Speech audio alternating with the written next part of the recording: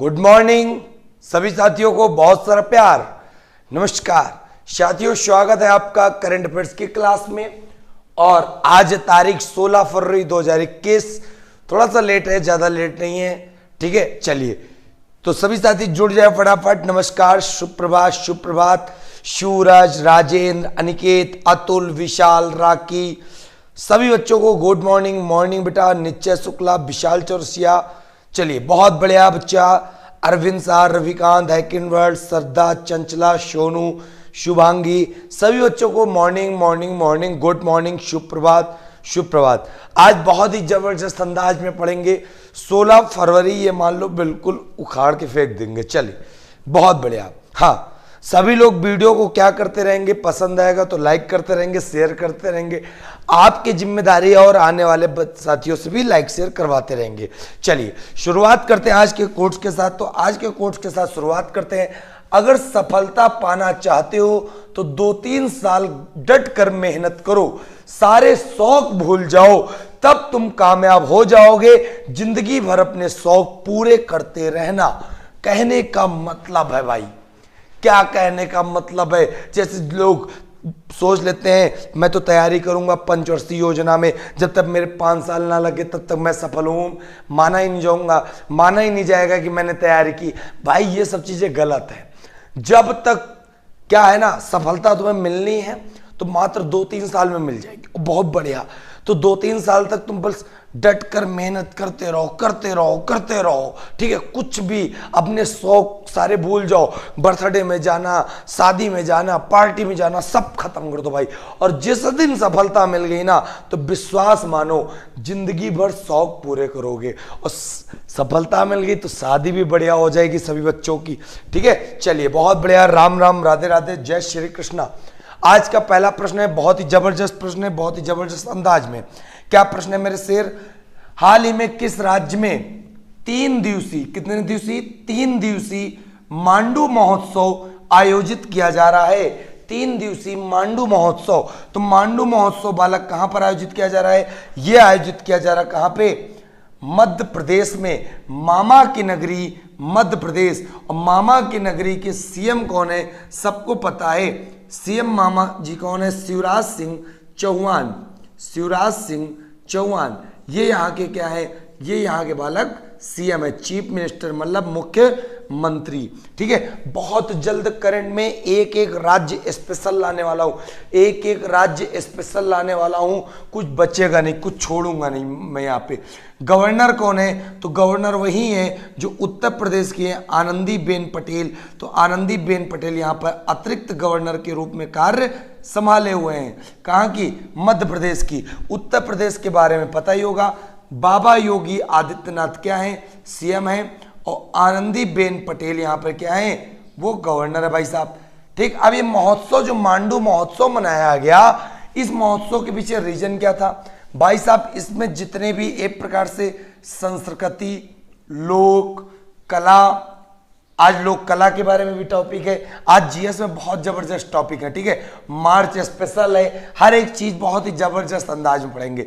संस्कृति, लोक कला, सबके बारे में जो बताया जा रहा है। मांडू महोत्सव एक प्रकार से क्या किया जा रहा है? संस्कृति को प्रदर्शित करने का तरीका है। और मांडू जो है, मांडू एक शहर है, मांडू एक जो शहर है जो इंदौर से कहां पर स्थित है? जो भाई साहब इंदौर से 100 किलोमीटर दूर स्थित है, 100 किलोमीटर दूर। और मांडू महोत्सव मनाया कब से जा रहा है भाई साहब? 13 फरवरी से 15 फरवरी 2021 तक 3 दिवसीय ये कार्यक्रम है। 13 फरवरी से 15 फरवरी 2021 तक 3 दिवसीय कार्यक्रम है। इंदौर से 100 किलोमीटर दूर है। इंदौर को मैं बता दूं तो इसको मिनी मुंबई के नाम से जानते हैं। मिनी मुंबई के नाम से किसे जानते हैं? इंदौर को। सबसे स्वच्छ शहर पूरे विश्व भारत में कौन सा है? सबसे स्वच्छ शहर, cleanest city of the India. और लगातार ये इसने जीता है अवार्ड, ठीक है। तो सभी साथी याद रखना। जय भोलेनाथ, राज वर्मा, गुड मॉर्निंग बच्चा, ठीक है। चंद्रभानमा, अतुल, पंकज, जय माता सरस्वती, सभी बच्चों को बसंत पंचमी की भी हार्दिक शुभकामनाएं। माता सरस्वती आपके ऊपर कृपा बनाए रखें और हमारे ऊपर भी बनाए रखें कि हम आपको इतना अच्छा पढ़ाएं कि आपका बस वहीं से सिलेक्शन हो जाए, और आपके ऊपर बनाए रखे कृपा पूरे ये मान लो जितने भी विद्यार्थीगण और भारत के जितने भी निवासी हैं सबके ऊपर कृपा बनाए रखें, क्योंकि वाणी ही सब कुछ है, वाणी के बिना कुछ नहीं है भाई साहब। ठीक है, चलो भाई साहब यहाँ पे इतनी बात समझ में आ गई। भाई साहब देखो, जब महोत्सव की बात आ गई तो आपको यहाँ पे पता चल रहा होगा, क्या पता चल रहा होगा, देखो मांडू फेस्टिवल 13 फरवरी से 15 फरवरी, मांडू की पुकार। जब ये महोत्सव पता चल गया तो अन्य महोत्सव थोड़े से याद कर लो। एक महोत्सव मैं रटवाता हूं, मांडू कहां पर, मांडू है बेटा, मांडू कहां पर है, मांडू है बालक एमपी में। ठीक है, जल्लीकट्टू कहां पर, जल्लीकट्टू ये भाई साहब है तमिलनाडु, जल्लीकट्टू तमिलनाडु, जल्लीकट्टू तमिलनाडु, जल्लीकट्टू तमिलनाडु में तो है। तमिलनाडु में एक और याद कर लो, पोंगल, पोंगल और जल्लीकट्टू, पोंगल और जल्लीकट्टू, पोंगल जल्लीकट्टू कहां पे, तमिलनाडु। भाई साहब एक और याद करो, ओणम, ओणम कहां भाई साहब, तो ओणम है केरल में, ओणम कहां पर, केरल में। भाई साहब 4 फेस्टिवल आपको याद हो गए, कौन कौन, एक याद हो गया मांडू, मांडू कहां पे, मांडू कहां पे, मांडू कहां पे, एमपी, एमपी, एमपी मतलब मांडू, मांडू मतलब एमपी, ओणम केरल, ओणम जो है केरल, और जल्लीकट्टू पोंगल तमिलनाडु। भाई साहब एक नेक्स्ट फेस्टिवल जो याद कर लो मोस्ट इंपॉर्टेंट, जिसका नाम है हार्नबिल, हार्नबिल महोत्सव कहां पर, तो हार्नबिल भाई साहब नागालैंड, तो हार्नबिल याद हो गया, नागालैंड, नागालैंड, नागालैंड। फिर बेटा लाई हरबा, लाई हरबा, लाई हरबा किधर से लाया, 3 ओर से लाया, मतलब लाई किधर से निकाल लाया, तो 3 ओर से। तो कहां का है लाई हरबा, भाई साहब लाई हरबा त्रिपुरा का है, लाई हरबा त्रिपुरा का है। क्लियर हो गई बात। जल्लीकट्टू पोंगल तमिलनाडु, ओणम केरल, मांडू एमपी, लाई हरबा त्रिपुरा, हार्नबिल नागालैंड। क्लियर हो रहा। फिर बंबू, बंबू जो बांस वाला नृत्य होता है, बंबू महोत्सव, ये कहां पर भाई साहब, ये मेघालय में, कहां पे, मेघालय। ठीक है, मतलब मजे से याद करोगे, कोई तुमको दिक्कत नहीं होगी भाई साहब। फिर गुड़ी पड़वा, गुड़ी पड़वा, और यहीं पे कल या परसों बताया था काला घोड़ा महोत्सव, गुड़ी पड़वा और काला घोड़ा महोत्सव कहां पर भाई साहब, महाराष्ट्र, कहां पर, महाराष्ट्र। तो कुल मिलाकर सारे के सारे तुम्हें रट रहे होंगे, याद हो रहे होंगे, बहुत बढ़िया। जल्लीकट्टू पोंगल, जल्लीकट्टू पोंगल, जल्लीकट्टू पोंगल तमिलनाडु, याद हो गया, क्या बात है मेरे शेर। फिर ओणम, ओणम कहां पे भाई साहब, केरल में। फिर हार्नबिल, हार्नबिल मतलब नागालैंड, लाई हरबा किधर से लाया, 3 ओर से लाया, त्रिपुरा, बंबू बांस वाला मेघालय, गुड़ी पड़वा काला घोड़ा महाराष्ट्र। सारे के सारे तुम्हें क्या हो गए, रट गए। एमपी के भैया देख लो, एमपी के मांडू तो है ही है, मांडू के साथ साथ 2 और याद कर लेना, एक याद कर लेना नमस्ते ओरछा, एक याद कर लेना नमस्ते ओरछा, और नमस्ते ओरछा के साथ साथ एक याद कर लेना निमाड़ी, निमाड़ी और नमस्ते ओरछा। ये दोनों कहां पे हैं, ये दोनों भाई साहब एमपी। तो एमपी के 3 हो गए, कौन कौन, मांडू, निमाड़ी और नमस्ते ओरछा। तीनों कहां कहां पे भैया, तीनों हैं आपके एमपी। एक बालक पूछ रहा है एसपी मेघवाल, असम का, असम का बालक बिहू, असम का क्या है, बिहू, बिहू महोत्सव कहां पर है भाई साहब, बिहू महोत्सव असम का। भाई साहब एक एक प्रश्न रटवाऊंगा, कुछ छोड़ूंगा नहीं। चलो एक और रटवा दें, अच्छा बालक कह रहे हैं एक और रटवा दो सर जी, तो एक और रट लो। त्वांग, त्वांग महोत्सव कहां का है, त्वांग महोत्सव बच्चा अरुणाचल प्रदेश का, त्वांग कहां का है, अरुणाचल प्रदेश का। तो इस प्रकार सारे के सारे महोत्सव ये तो तुम्हें रट गए होंगे भाई साहब, मजा आ रहा है ना, बिल्कुल मजा आएगा भाई साहब। जल्लीकट्टू पोंगल, जल्लीकट्टू पोंगल कहां का भाई साहब, तमिलनाडु। ओणम केरल का भाई साहब, हार्नबिल नागालैंड, लाई हरबा त्रिपुरा, बंबू मेघालय, गुड़ी पड़वा काला घोड़ा महाराष्ट्र, त्वांग अरुणाचल प्रदेश। और भाई साहब एमपी के कौन कौन, मांडू, और मांडू के साथ साथ निमाड़ी, और निमाड़ी के साथ साथ आपको नमस्ते और छा, सारे के सारे तुम्हें याद हो गए। ठीक, चलो भाई साहब अब बात करते हैं आगे की तरफ। जब आगे की तरफ बात करते हैं तो बहुत प्यारे प्यारे प्रश्न भी आपको मिलने वाले हैं। क्या मिलने वाला तो देख लो। हाल ही में किन दो देशों के मध्य सीमा में स्थापित सीसो, यह सीसो मतलब ग्लास नहीं है, सीसो मतलब अभी मैं बताता हूं, को लंदन म्यूजियम में डिजाइन ऑफ द ईयर का खिताब प्रदान किया गया। कहने का मतलब है, एक है सीसो, सीसो मतलब जो झूला नहीं होता है, झूला बीच में लगा होता है, राइट, एक इधर एक इधर, एक आदमी इधर बैठ जाता है, एक आदमी इधर बैठ जाता है, ऊपर नीचे जो हुआ करता है, ठीक, वो होता है सीसो। सीसो को लंदन म्यूजियम में डिजाइन ऑफ द ईयर का अवार्ड दिया गया। तो भाई साहब डिजाइन ऑफ द ईयर का जब अवार्ड दिया गया है तो किसको किसको दिया गया? अमेरिका और मैक्सिको कर सीमा पर स्थित है। ये सीसो कहां पर स्थित है? अमेरिका और मैक्सिको की सीमा और भाई साहब स्थित है यहाँ पे। ठीक है, देखना बहुत ही जबरदस्त अंदाज में मैं तुमको बताऊंगा यहाँ पे।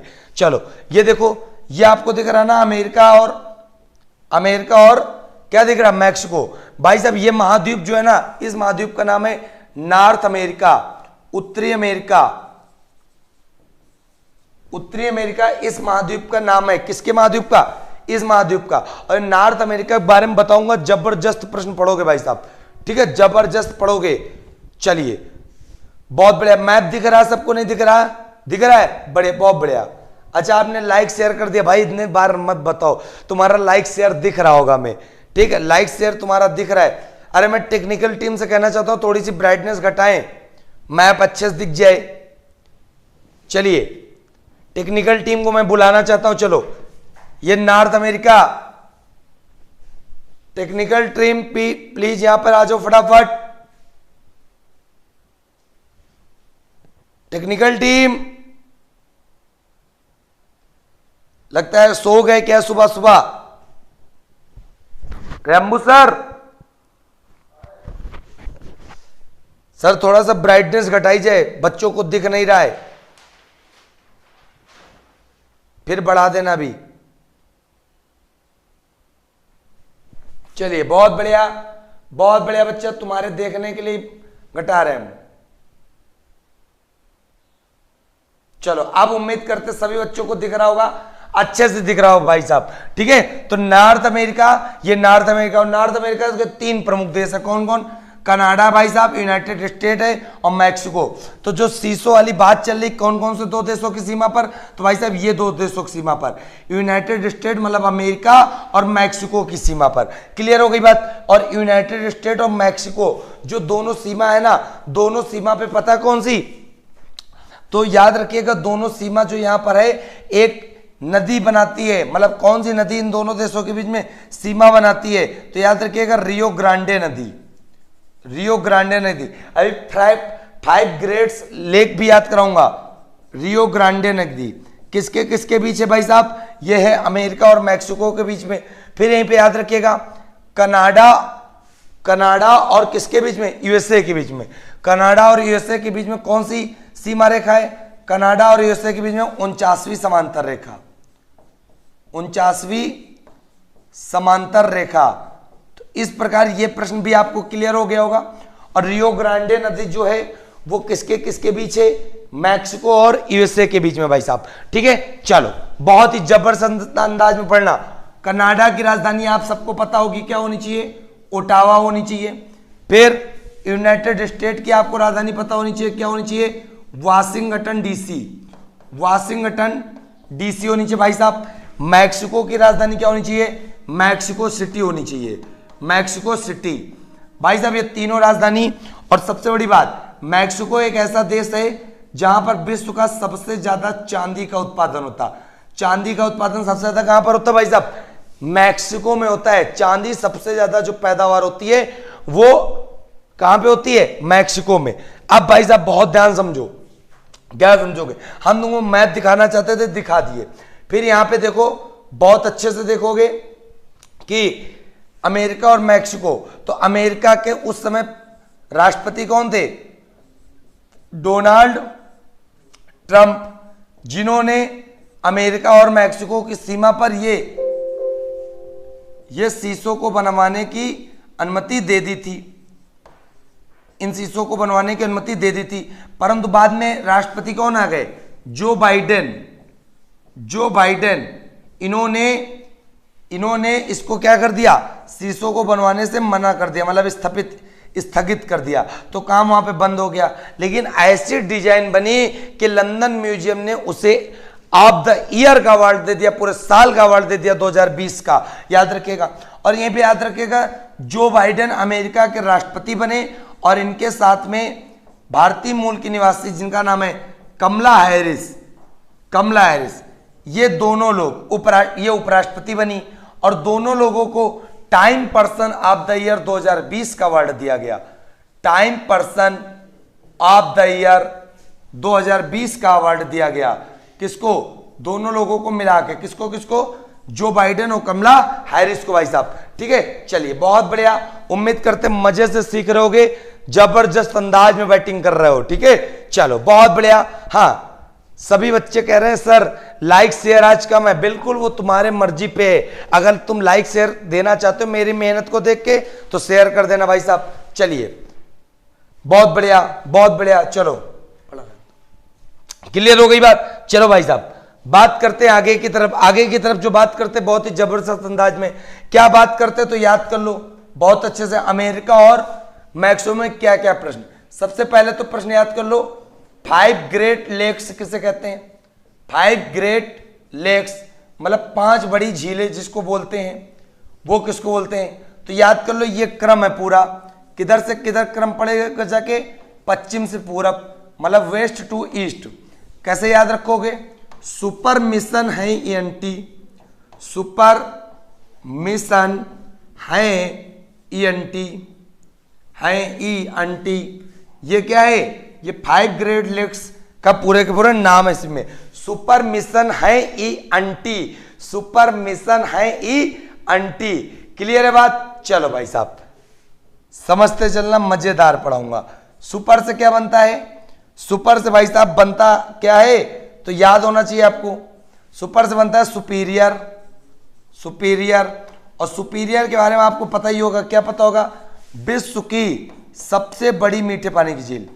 मीठे पानी की झील तो है ये, लेकिन विश्व की सबसे बड़ी भी भाई साहब, विश्व की सबसे बड़ी मीठे पानी की झील कौन सी है? सुपीरियर। क्लियर? फिर है मिशन से बनता है मिशिगन, और है से बनता है क्या? ह्यूरन, और ई से क्या बनता है? ई से भाई साहब बनता है इरी, और अंटी से क्या बनता है? ओंटेरियो। ठीक, अब 5 झीलें तुम्हें रट गई, superior, Michigan, Hurun, eri, Ontario. 5 की 5 झीलें आपको क्या रखनी है? याद रखनी है भाई साहब। क्या रखनी है? याद रखनी है, बिल्कुल जबरदस्त अंदाज में। Superior, Michigan, Hurun, eri, Ontario, और ये सारी की सारी पश्चिम से पूरब की तरफ लगी हुई हैं, बिल्कुल क्रम से लगी हुई हैं। ठीक है, और याद रखिएगा ऐसे झील मिशिगन जो पूर्णता कहां पर स्थित है? जो पूर्णता पूरी तरह USA में स्थित है, कौन सी है? मिशिगन। बाकी सब कनाडा और अमेरिका की सीमा पर है भाई साहब। कहां पर है? सीमा पर है, कनाडा और अमेरिका की सीमा पर। तो ये उम्मीद करते क्लियर हो गया होगा। चलो अगला प्रश्न देखते हैं, बहुत ही जबरदस्त प्रश्न है। तो भाई साहब देखो जबरदस्त प्रश्न क्या है। हाँ बिल्कुल बेटा, शेयर करते रहो, ज्यादा से ज्यादा लोगों को शेयर करते रहो, वीडियो को लाइक करते रहो। चलिए बहुत बढ़िया बेटा। हाँ, चीन का चंद्रवर्ष किसका प्रतीक है? तो याद रखिएगा जो चंद्र 9 वर्ष है चीन का, वो किसका प्रतीक है? सर्दियों का अंत और बसंत के मौसम की शुरुआत। सर्दियों का अंत तथा बसंत के मौसम की शुरुआत। और याद रखिएगा चीन में एक फेस्टिवल भी मनाया जाता है जिसको क्या कहते हैं? जिसको कहते हैं स्प्रिंग फेस्टिवल। स्प्रिंग फेस्टिवल ये कहां मनाया जाता है भैया? चीन में जब ठंडी चली जाती है और बसंत के मौसम की शुरुआत। और आज आपको पता है बसंत पंचमी है, मां सरस्वती देवी, सरस्वती माता का क्या है? जन्मदिन है भाई साहब। चलो बहुत बढ़िया, उम्मीद करते बहुत अच्छे से समझ में आ रहा होगा। ठीक है, क्या बात है। हाँ बिल्कुल, स्प्रिंग फेस्टिवल भी कह सकते हो या इसको आप कह सकते हो lunar new year, lunar new year. ये सब कहां पर है भाई साहब? ये दोनों फेस्टिवल मनाए जाते हैं कहां पे? चाइना में। और चाइना की राजधानी सबको पता है, चाइना की राजधानी क्या है? बीजिंग। और चाइना की मुद्रा सबको पता है भाई साहब, चाइना की मुद्रा भी सबको पता है, क्या नाम है उसका? नाम है रेनमिनबी, रेनमिनबी। और रेनमिनबी के अलावा क्या है? Yuan, yuan. चलो भाई साहब, आज बहुत ही जबरदस्त अंदाज में बैटिंग करेंगे, देखते हैं क्या है, क्या लग गया है यहां पे। भाई साहब जो टेबल यहां पे लगी हुई है ना, बहुत ही जबरदस्त लगी हुई है। क्या लगी हुई है तो देखते हैं। ये जो आपको देश दिख रहे हैं, कितने देश दिख रहे हैं? 10 देश दिख रहे हैं, 10 देश दिख रहे हैं भाई साहब। ये सारे के सारे देश किस आधार पे? जनसंख्या के आधार पे, जनसंख्या के आधार पे टॉप 10 कंट्रीज, जनसंख्या के आधार पर टॉप 10 कंट्रीज। ठीक है, आपको दिख रहे होंगे अच्छे से। चलिए, तो पहला ये क्रम से याद कर लेना, आरोही और आरोही, मतलब डिसेंडिंग ऑर्डर और असेंडिंग ऑर्डर में क्या आता है? लगाने को आता भाई साहब, तो तुमसे गलती नहीं होनी चाहिए। चलिए, बहुत बढ़िया, हाँ बिल्कुल। गुड मॉर्निंग बेटा राघवेन, एसके द्विवेदी, बिल्कुल बेटा। चलिए, तो जनसंख्या आधार पे टॉप 10 देश देख लो। चाइना पहले नंबर पे है, याद कर लो। दूसरे नंबर पे इंडिया, तीसरे नंबर पे अमेरिका, चौथे पे इंडोनेशिया, 5 पे पाकिस्तान, 6 पे ब्राजील, 7 पे नाइजीरिया, 8 पे बांग्लादेश, 9 पे रूस और 10 पे मैक्सिको। और ये जो डाटा है ना बेटा, ये करंट का डाटा है 2019 का, 2019 का डाटा है। तो इसीलिए याद रखिएगा, नए डाटा के according top 10 countries according to population कौन कौन से हैं, तो आपको पता होना चाहिए। China, India, America, China, India, America, Indonesia, फिर आपका क्या? पाकिस्तान, फिर ब्राजील। ब्राजील जो पहले 5वें पे था, खिसक के कहां पे चला गया? 6ठे पे चला गया भाई साहब। फिर नाइजीरिया, बांग्लादेश, रसिया, मैक्सिको, पूरे 10 के 10 देश आप यहां पे रट लो। अब इन 10 देशों को रटने के साथ साथ इनकी राजधानी भी तुम्हें रटी होनी चाहिए भाई साहब। चाइना की राजधानी क्या है? चाइना की राजधानी है बीजिंग। आप इंडिया की क्या है? इंडिया के भाई साहब न्यू दिल्ली। फिर यूनाइटेड स्टेट ऑफ अमेरिका की क्या है? सारी राजधानी पता होनी चाहिए, वाशिंगटन डीसी। जो वाशिंगटन डीसी किस नदी किनारे स्थित है भाई साहब? पोटोमैक नदी किनारे, पोटोमैक नदी के किनारे। क्लियर। फिर इंडोनेशिया, इंडोनेशिया की राजधानी क्या है? जकार्ता। जकार्ता किस द्वीप पर है?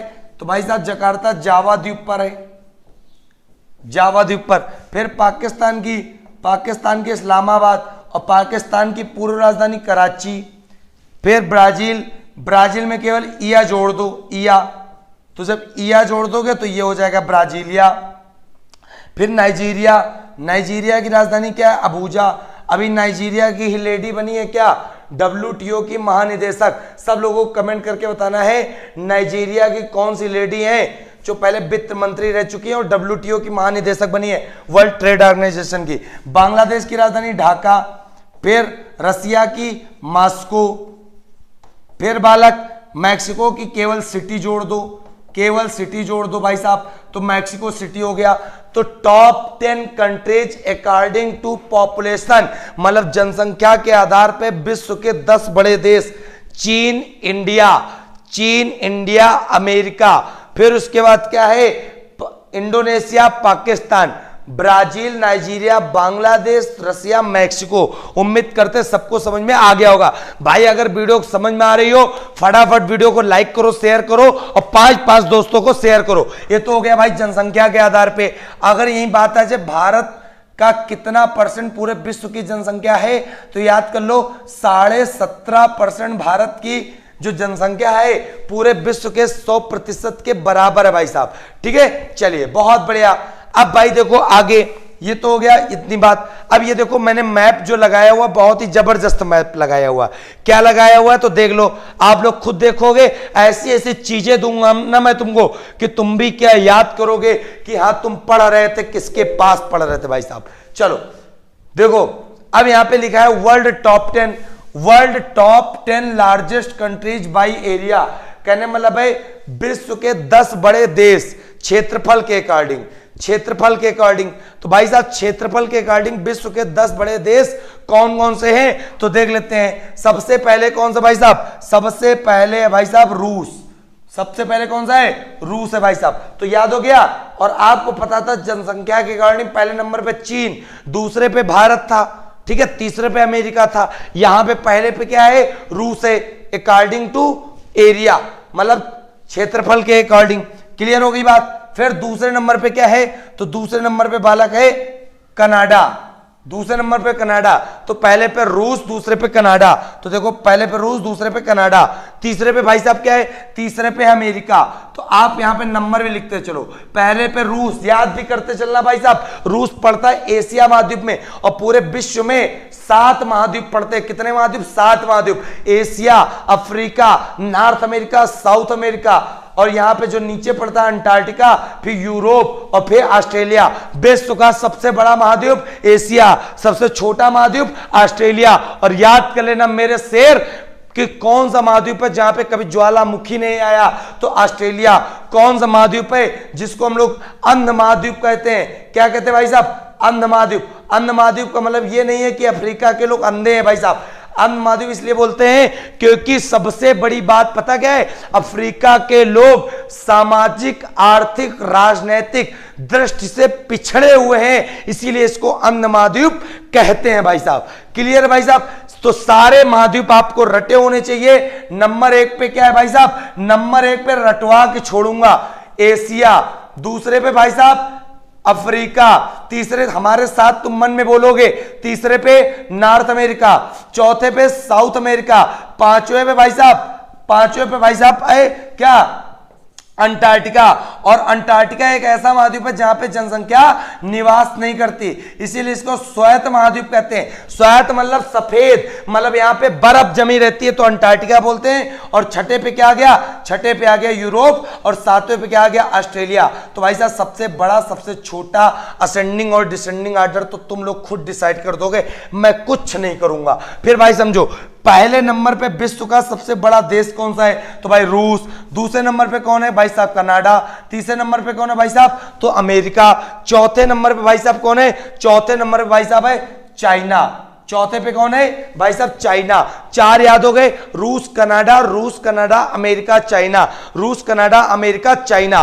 क्लियर। पांचवें पे भाई साहब कौन सा है, पांचवें पे ब्राजील पड़ता भाई साहब आपका, ये ब्राजील पड़ता है। ये 5 देश तुम्हें याद हो गए, कौन कौन, रूस कनाडा अमेरिका चाइना ब्राजील, रूस कनाडा अमेरिका चाइना ब्राजील, 5 देश तुम्हें रटवा दिए हमने। कैसे रटवा दिए, अकॉर्डिंग टू एरिया, विश्व के सबसे बड़े देश हमने तुमको बता दिए भाई साहब। ठीक है, फिर आगे बात समझो, कौन सा ऐसा देश है जो छठे नंबर पे आता भाई साहब, तो छठे नंबर पे देश तुम भी क्या याद करोगे, सर ने कैसे याद करवाया, ऑस्ट्रेलिया। छठे पे ऑस्ट्रेलिया। और भैया सातवें पे सबको पता है, अपना भारत महान 7वें नंबर पे आता है। भारत का क्षेत्रफल की दृष्टि से स्थान कैसा है, 7वां भाई साहब। पूरे विश्व में कितने प्रतिशत स्थान है, तो आपको पता होना चाहिए 2.42%। और जनसंख्या पूरे विश्व की कितने परसेंट है, 17.5%। और दूसरे स्थान पे क्षेत्रफल के अकॉर्डिंग 7वें स्थान पे 2.42% एरिया कवर करता भाई साहब। ठीक है, 8वें भाई साहब कौन सा है, 8वें भाई साहब अर्जेंटीना भाई साहब ये पड़ता है, अर्जेंटीना 8वें पे हो गया। फिर 9वें पे भाई साहब कौन है, कजाकिस्तान, ये पड़ता भाई साहब कजाकिस्तान 9वें नंबर पे हो गया। फिर 10वें नंबर पे कौन सा भाई, अल्जीरिया। भाई तुम खुद देखो, पूरे 1 से लेकर 10 तुमको वेद अकॉर्डिंग टू एरिया मतलब क्षेत्रफल के अनुसार सारे रटवा दिए। अब इनकी कितने बच्चे चाहते हैं कि सर जैसे जनसंख्या में आपने राजधानी बताई सभी देशों की, यहां पर भी राजधानी बता दो, क्योंकि राजधानी पेपर में एक पक्की होती है और वो आती है जो चर्चा में रहती है। तो ये सारे पॉपुलर देशों की राजधानी भाई साहब। ठीक है, चलो तो उम्मीद करते मजा आ रही होगी। 10 देश रट गए ना। सबसे नंबर 1 पे कौन सा भाई साहब, नंबर 1 पे रूस।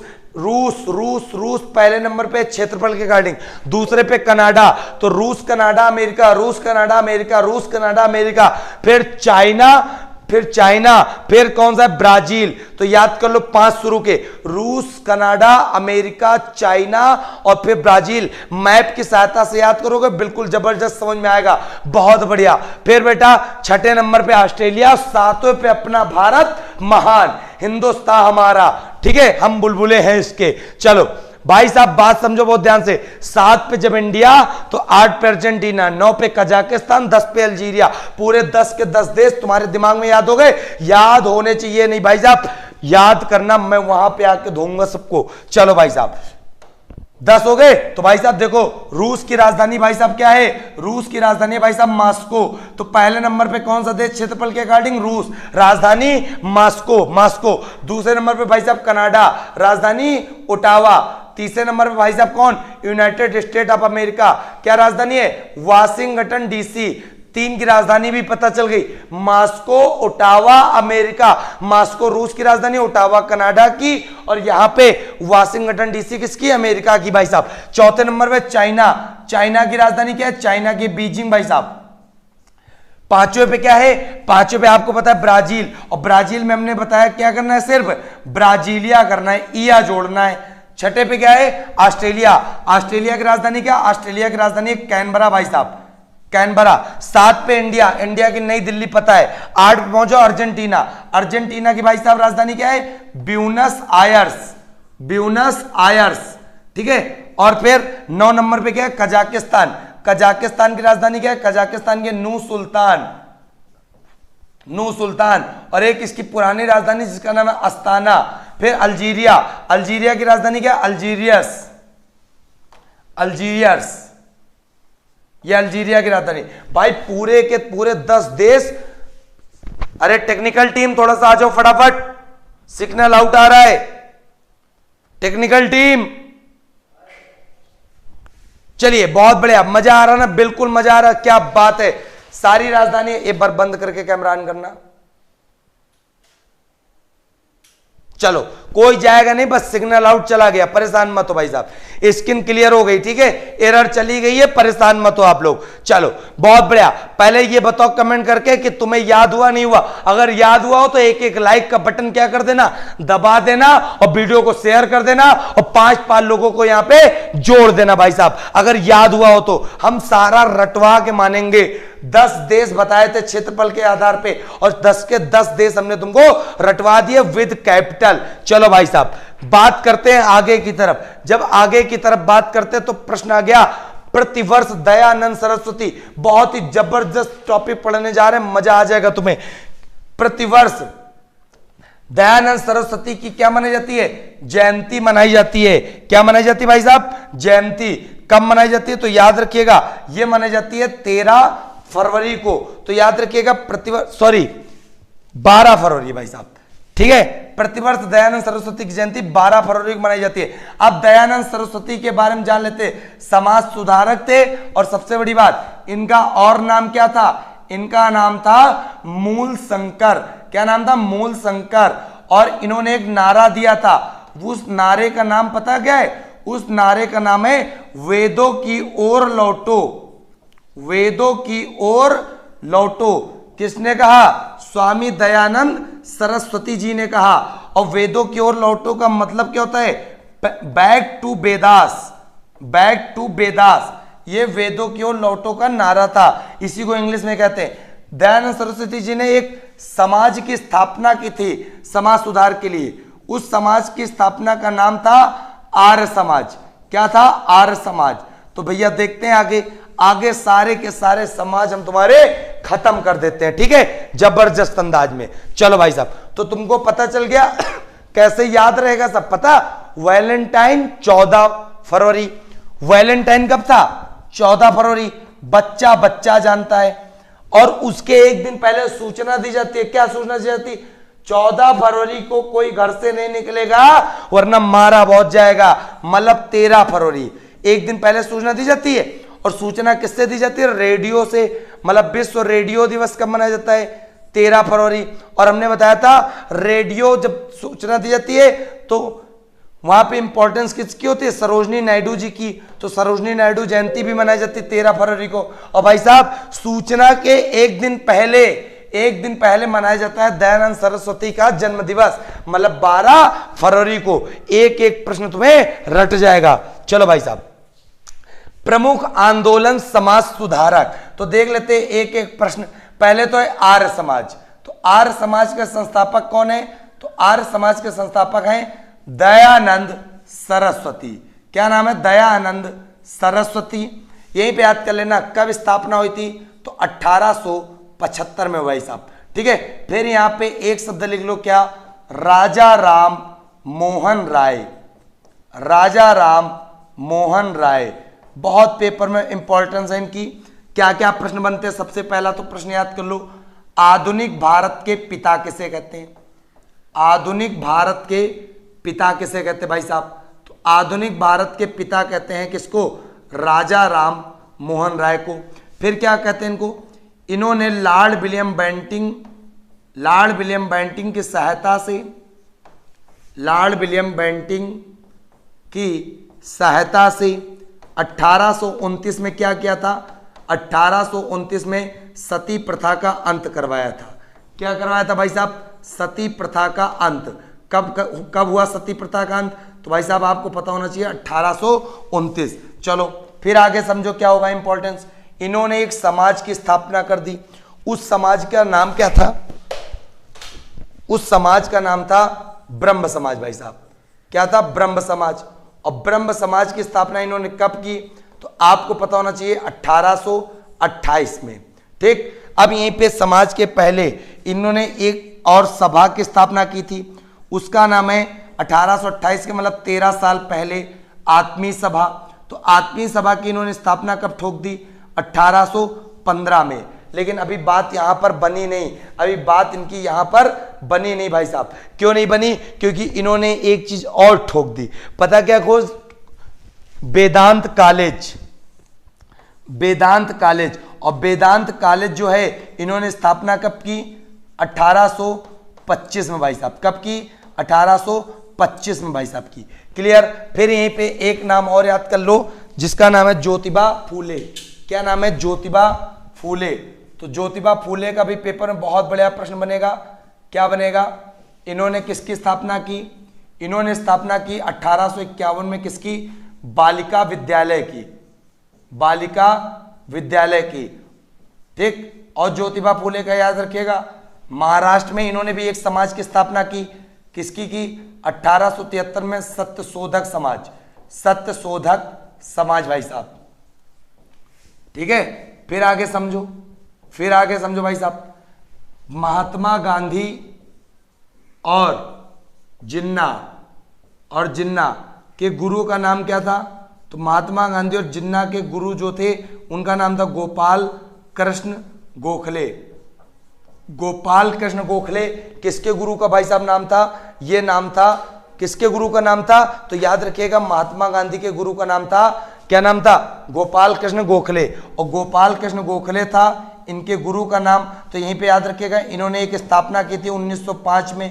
काय की स्थापना की थी? Servants society of India. Servants society of India. ठीक है, इन्होंने स्थापना की थी गोपाल कृष्ण गोखले ने। तो फिर भाई साहब गोपाल कृष्ण गोखले के गुरु कौन थे? इनके भी गुरु थे जिनका नाम था महादेव गोविंद रनाडे। महादेव गोविंद रनाडे। इन्होंने स्थापना किसकी ठोक दी? इन्होंने स्थापना ठोक दी 1867 में, जिसका नाम था पूना सार्वजनिक सभा। पूना सार्वजनिक सभा। पूना सार्वजनिक सभा की स्थापना किसने की? महादेव गोविंद रनाडा ने की भैया। क्लियर हो गई बात? एक एक प्रश्न बिल्कुल जबरदस्त अंदाज में पढ़ोगे, सारे प्रश्न तुम्हें क्या हो जाएंगे? याद हो जाएंगे भाई साहब। ठीक है, चलो बहुत बढ़िया। मजा आ रहा ना भाई? मजा तो आना ही है। चलो फिर यहाँ पे पूना तो एक एक रट लो। क्या क्या रटवाया हमने? आर्य समाज 1875 दयानंद सरस्वती, जिन्होंने क्या कहा? वेदों की ओर लौटो। फिर ब्रह्म समाज 1828 राजा राम मोहन राय ने। आधुनिक भारत के पिता कहते हैं लॉर्ड विलियम बेंटिंग की सहायता से 1829 में सती प्रथा का अंत, 1828 में ब्रह्म समाज, 29 में सती प्रथा का अंत किया गया। आत्मीय सभा का 1815, वेदांत कॉलेज का 1825, ज्योतिबा फूले ने 1851 में बालिका विद्यालय, 1873 में सत्य शोधक समाज की स्थापना। फिर महात्मा गांधी और जिन्ना के गुरु का नाम था गोखले, और गोखले ने 1905 में मार दिया क्या, सर्वेंट्स सोसाइटी ऑफ इंडिया। फिर इनके गुरु का नाम था एमजी रनाडे, जिन्होंने क्या मार दिया, पूना सार्वजनिक सभा, और पूना सार्वजनिक सभा 1867 में इन्होंने इसकी स्थापना कर दी। एक एक प्रश्न भाई फंस जाएगा तुम्हारा, एक एक प्रश्न तुम्हारा पेपर में फंसेगा, मैं बता रहा हूं। केवल तुम्हें क्या करना है भाई, वीडियो को जितने लोग देख रहे हो ना उतने लोग लाइक कर देना, और दूसरी बात शेयर कर देना, 5-5 साथियों को अपने यहाँ पे क्या कर देना, जोड़ देना भाई साहब। बहुत ही ज्यादा मजा आने वाला तुम्हें है। चलिए बहुत बढ़िया, उम्मीद करते आनंद आनंद ही आनंद आ रहा होगा। बिल्कुल जहर कर दिया सर, संदीप जी समझ में आ रहा है। अच्छा स्क्रीनशॉट लेना है तो ले लो भाई साहब स्क्रीनशॉट। स्क्रीनशॉट मैं कैसे नहीं लेने दूंगा, ले लो आप। चलो इतनी बात समझ में आ गई, इतनी बात समझ में आ गई। फिर भाई समझो यहाँ पे 1867 दिख रहा है, तो 1867 में भी और है, क्या है, एक है वेद समाज। वेद समाज, और वेद समाज किसने स्थापित की, तो याद रखिएगा केशव चंद्र सेन ने, केशव चंद्र सेन ने, ये इन्होंने स्थापना की किसकी, वेद समाज की। क्लियर हो गई भाई, क्लियर हो गई भाई बात। चलो बहुत बढ़िया, चलो मजा आ रहा है ना भाई मजा आएगा, स्क्रीनशॉट ले लो, बहुत बढ़िया। और एक आपको कमेंट करके बताना है, प्रार्थना समाज की स्थापना हुई थी, मैं बता दे रहा हूं 1867 में हुई थी, और केशव चंद्र ने उसमें सहयोग किया था।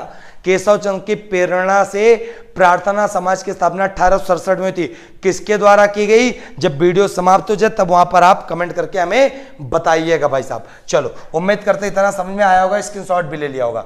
अगला प्रश्न, वेबानट झील भारत में कहां स्थित है भाई साहब, वेबानट झील भारत में कहां स्थित है, तो सबको पता होना चाहिए वेबानट झील अभी चर्चा में है, और कहां पे स्थित है, ये केरल में स्थित है। कहां पर, केरल में। और आपको ये भी पता होना चाहिए भारत की सबसे लंबी झील, भारत की सबसे लंबी झील कौन सी है, वेबानट।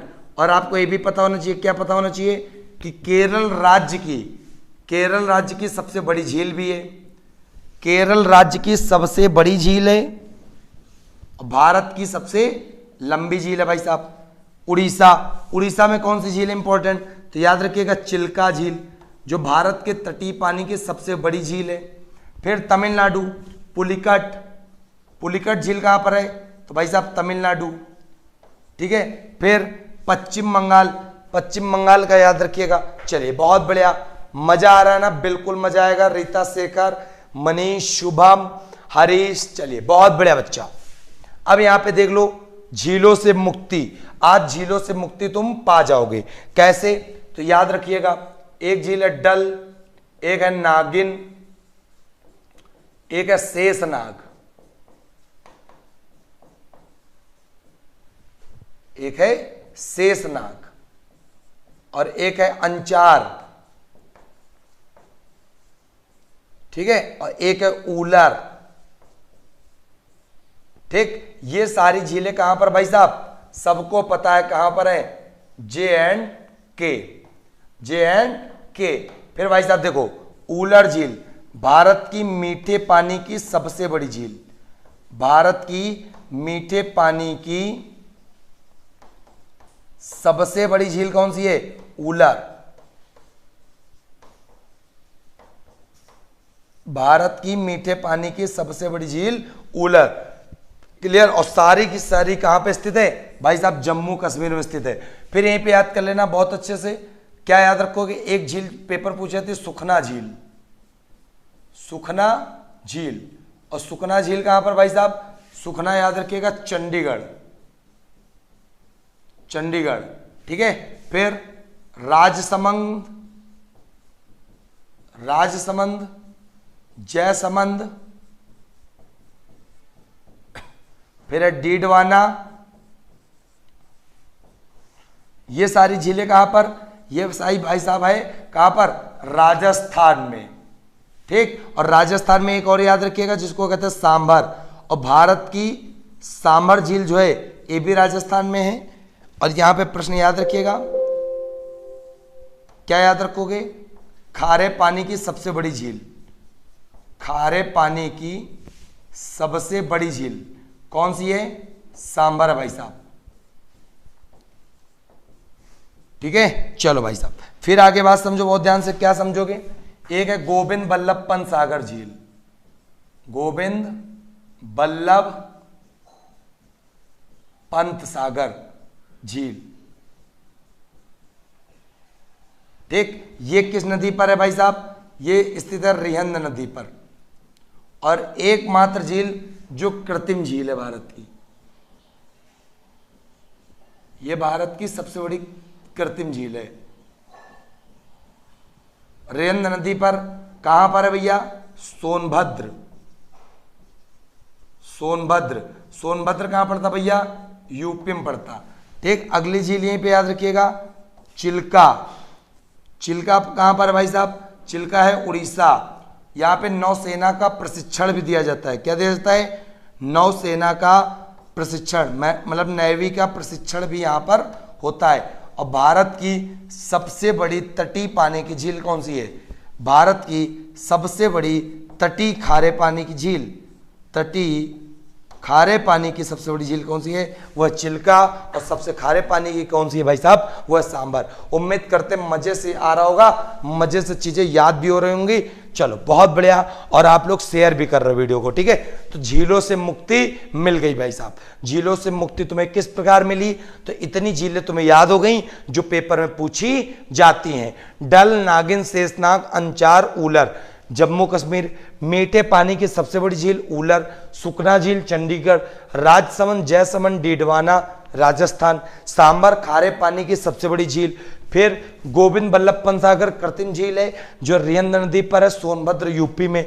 फिर चिल्का झील है उड़ीसा में, नेवी का प्रशिक्षण, तटीय खारे पानी की झील है भाई साहब। साइड में हट गए, आप लोग क्या कर लो, स्क्रीनशॉट ले लो। तो झीलों से मुक्ति का मामला क्लियर हो गया। फिर हम लोग बढ़ेंगे किधर, बढ़ेंगे हम लोग आगे की तरफ। चलिए बहुत बढ़िया, ठीक है। चलो उम्मीद करते हैं आप लोग स्क्रीनशॉट भी ले लिए होंगे, लाइक भी वीडियो कर दिए होंगे और शेयर भी कर रहे होंगे दोस्तों के साथ, ठीक है। चलो बहुत बढ़िया। अब भाई बात करते हैं बहुत अच्छे से 6 नंबर प्रश्न। 6 नंबर प्रश्न क्या है तो तुम लोग खुद देख लो। टाटा मोटर्स सुने ही होंगे, टाटा मोटर्स के नए सीईओ और एमडी बनाए गए। किसे बनाया गया है तो आपको पता होना चाहिए, मार्क लिस्टोसेला। मार्क लिस्टोसेला को टाटा मोटर्स के नए सीईओ और एमडी बनाए गए। किसके स्थान पे भाई साहब, गुंटेर बुस्केक के स्थान पे। गुंटेर बुस्केस के स्थान पे क्या बनाए गए, ये एमडी और सीईओ बनाए गए कौन, मार्क लिस्टोसेला, मार्क टिस्कोसेला।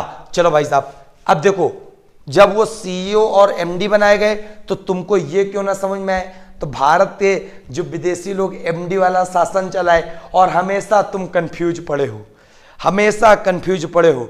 आज क्लियर कर लो, आज अपना डाउट क्लियर यहां पे कर लो भाई साहब। अगर आप यहां पे आज अपना डाउट क्लियर नहीं करे तो आप समझो कभी नहीं क्लियर कर पाओगे, इसीलिए क्लियर कर लो। मैं पूरा का पूरा डाउट करने वाला हूं यहां पे। तो भाई साहब बात समझो बहुत ध्यान से।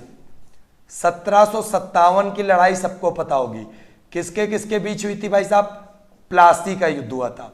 प्लासी का युद्ध हुआ था रॉबर्ट क्लाइव और Sirajuddaula. Robert Clive plus Sirajuddaula के बीच में क्या हुआ था भाई साहब, ये हुआ था प्लासी का युद्ध, जिसमें हार कौन गया था भाई साहब, ये हार गए थे, रॉबर्ट क्लाइव जीत गए थे। फिर अब अंग्रेजों ने क्या किया, तुरंत फिर युद्ध एक मार दिया, क्योंकि ये जीत गए, हाव भाव जोश में थे। 1764 में एक युद्ध हो गया जिसका नाम था बक्सर का युद्ध। क्या हो गया, बक्सर का युद्ध। और बक्सर का युद्ध जो हुआ उसमें अंग्रेजी सेना का सेनापति कौन था, हेक्टर मुनरो, और उसके विपरीत 3 संयुक्त सेना थी। अवध की थी, बंगाल का नवाब था तथा मुगलों का नवाब था। जीत गए हेक्टर मुनरो साहब फिर। अब अंग्रेजों को लगा क्या, उस समय जो कंपनी का मालिक बन के आया था कौन, रॉबर्ट क्लाइव, उसको लगा कि हम सबके सब युद्ध मतलब भारत पे अब शासन कर लेंगे। जब भारत पे शासन कर लेंगे, उसने क्या किया, दोनों युद्धों को जीतने के बाद रॉबर्ट क्लाइव बन बैठा क्या भैया, बन बैठा बंगाल का गवर्नर। बंगाल का गवर्नर, तो बंगाल का पहला गवर्नर कौन, तो बंगाल का पहला गवर्नर रॉबर्ट क्लाइव। भाई साहब बंगाल का पहला गवर्नर कौन, तो भाई साहब रॉबर्ट क्लाइव। अब बात आती है कि सर बंगाल में ही गवर्नर क्यों बना, क्योंकि बंगाल इतना ज्यादा समृद्धशाली था कि जितना समुद्र तटीय इलाका था, सामान आया और गया, आसानी से चला जाता था। ठीक है, फिर बंगाल का पहला गवर्नर ये हुआ। जब ये गवर्नर बन गया तो इसने लगा दिया क्या, इसने लगा दिया द्वैध शासन। पेपर में प्रश्न आता है कि द्वैध शासन सबसे पहले किसने लगाया, तो भाई साहब द्वैध शासन लगाया किसने, रॉबर्ट क्लाइव ने। अब भाई साहब बात मन में आती है कि द्वैध शासन क्या होता है, तो द्वैध शासन का मतलब ये समझो, द्वैध शासन भाई साहब ये समझो क्या होता है। द्वैध शासन का मतलब दोहरा शासन। जैसे हम हैं, हम मुख्यमंत्री हैं, हम ही शासन कर रहे हैं, हम ही टैक्स वसूलने जा रहे हैं। ठीक उसी प्रकार रॉबर्ट क्लाइव ने क्या किया, पहले राजा शासन करते थे तो खुद ही टैक्स वसूलते थे। इसने क्या किया, इसने किया ये कि भैया शासन दूसरे द्वारा करवाएगा और नवाबगिरी खुद अलग। तो याद कर लेना, शासन और कर, एक प्रकार से यहाँ पे जो शासन लिख दिया तो बात समझो, ये नवाब मतलब शासन और यहाँ पे कर टैक्स वसूलना, दोनों काम इसने अलग अलग कर दिए। और नवाबों के द्वारा पता क्या करवाया, नवाबों के द्वारा शासन करवाया। क्यों करवाया, तो मैं रीजन बता रहा हूं अभी अच्छे से। और कर जो है खुद वसूलने जाता था भारतीयों से। जब ये वसूलने जाता था कर, तो पता क्या होता था, ये जब वसूलता किससे था, भारतीयों से। तो भारतीय कहते थे बहुत खराब आदमी हो तुम लोग। तो क्या कहता, कहता मैं खराब नहीं, तुम्हारे भारतीय राजा खराब हैं जो शासन कर रहे हैं, अलग अलग क्षेत्रों में शासन कर रहे थे। कहते तुम्हारे भारतीय राजा खराब है जो टैक्स हमसे वसूलवा रहे हैं। और खूब बुराई भलाई करता था कौन, रॉबर्ट क्लाइव खूब करता था राजाओं के बारे में। अब भारतीयों से भारतीयों को लड़ाने की रणनीति इसने चल ली थी। और ये मान लीजिएगा बिल्कुल समझ में आया।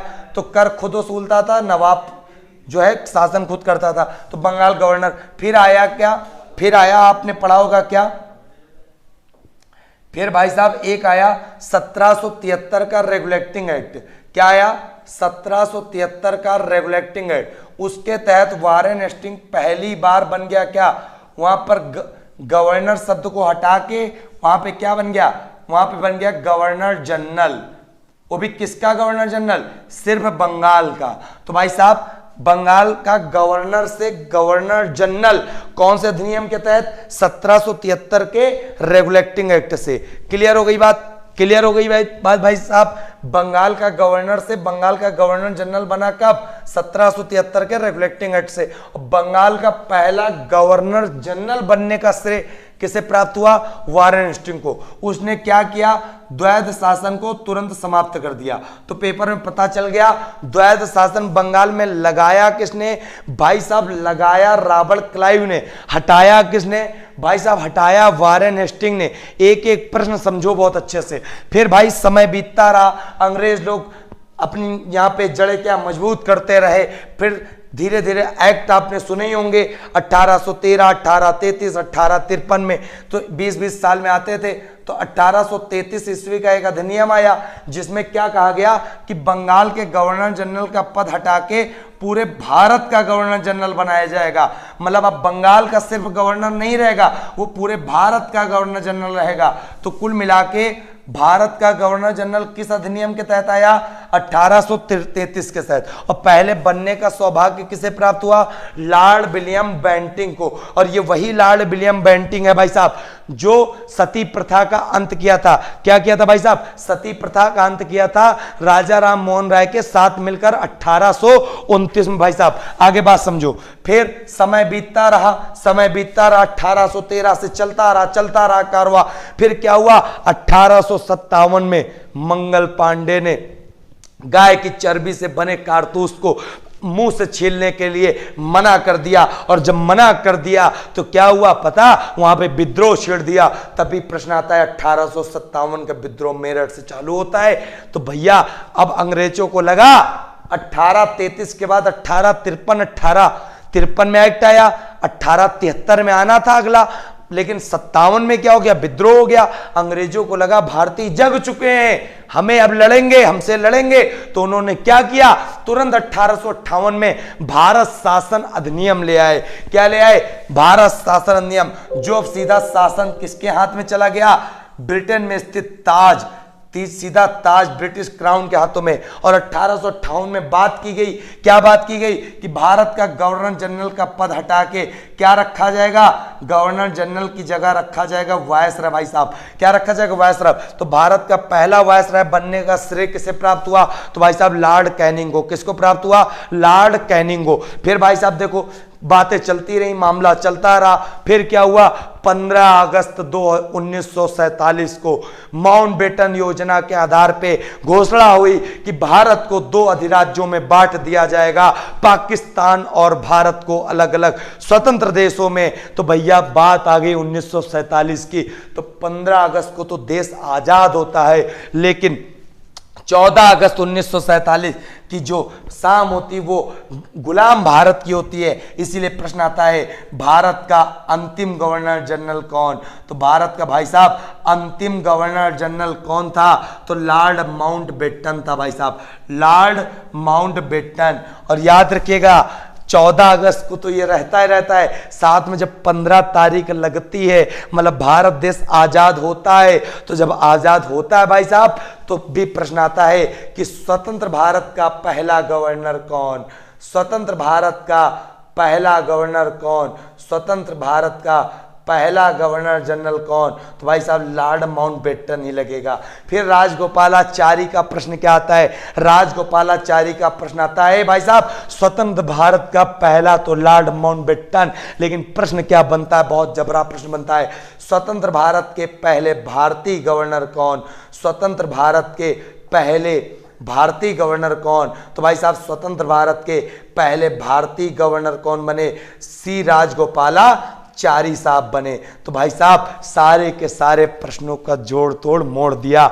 बंगाल का पहला गवर्नर क्लाइव, बंगाल का पहला governor general Warren Hastings, Bharat का governor general William Bentinck Canning, viceroy Bharat का सिराज, फिर माउंटबेटन भारत का अंतिम गवर्नर जनरल तथा स्वतंत्र भारत का पहला गवर्नर जनरल, स्वतंत्र भारत का पहला भारतीय सी राजगोपालाचारी। और सी राजगोपालाचारी को क्या कहते हैं, राजा जी कहते हैं। क्या कहते हैं, राजा जी। भाई साहब प्रश्न अगर मजा आया हो ना तुम्हें तो लाइक शेयर और 5-5 लोगों को जोड़ना, अगर ईमानदारी से समझ में आया हो, ना समझ में आया तो बताना, ठीक है। हमें नहीं लगता आज के बाद तुम वायसराय, गवर्नर जनरल और गवर्नर बंगाल का द्वैध शासन, इनमें प्रश्न गलत करोगे बालक। भाई मैं जो पढ़ाऊंगा कॉन्सेप्ट वाली जीएस पढ़ाऊंगा जिसमें पूरा का पूरा टॉपिक खत्म होते हैं, याद रख लीजिएगा। बहुत बढ़िया, चलिए बहुत बढ़िया। सुमन पांडे जी के किंग हो आप सर, थैंक यू बेटा, बहुत बढ़िया। आप सबका प्यार बना रहे,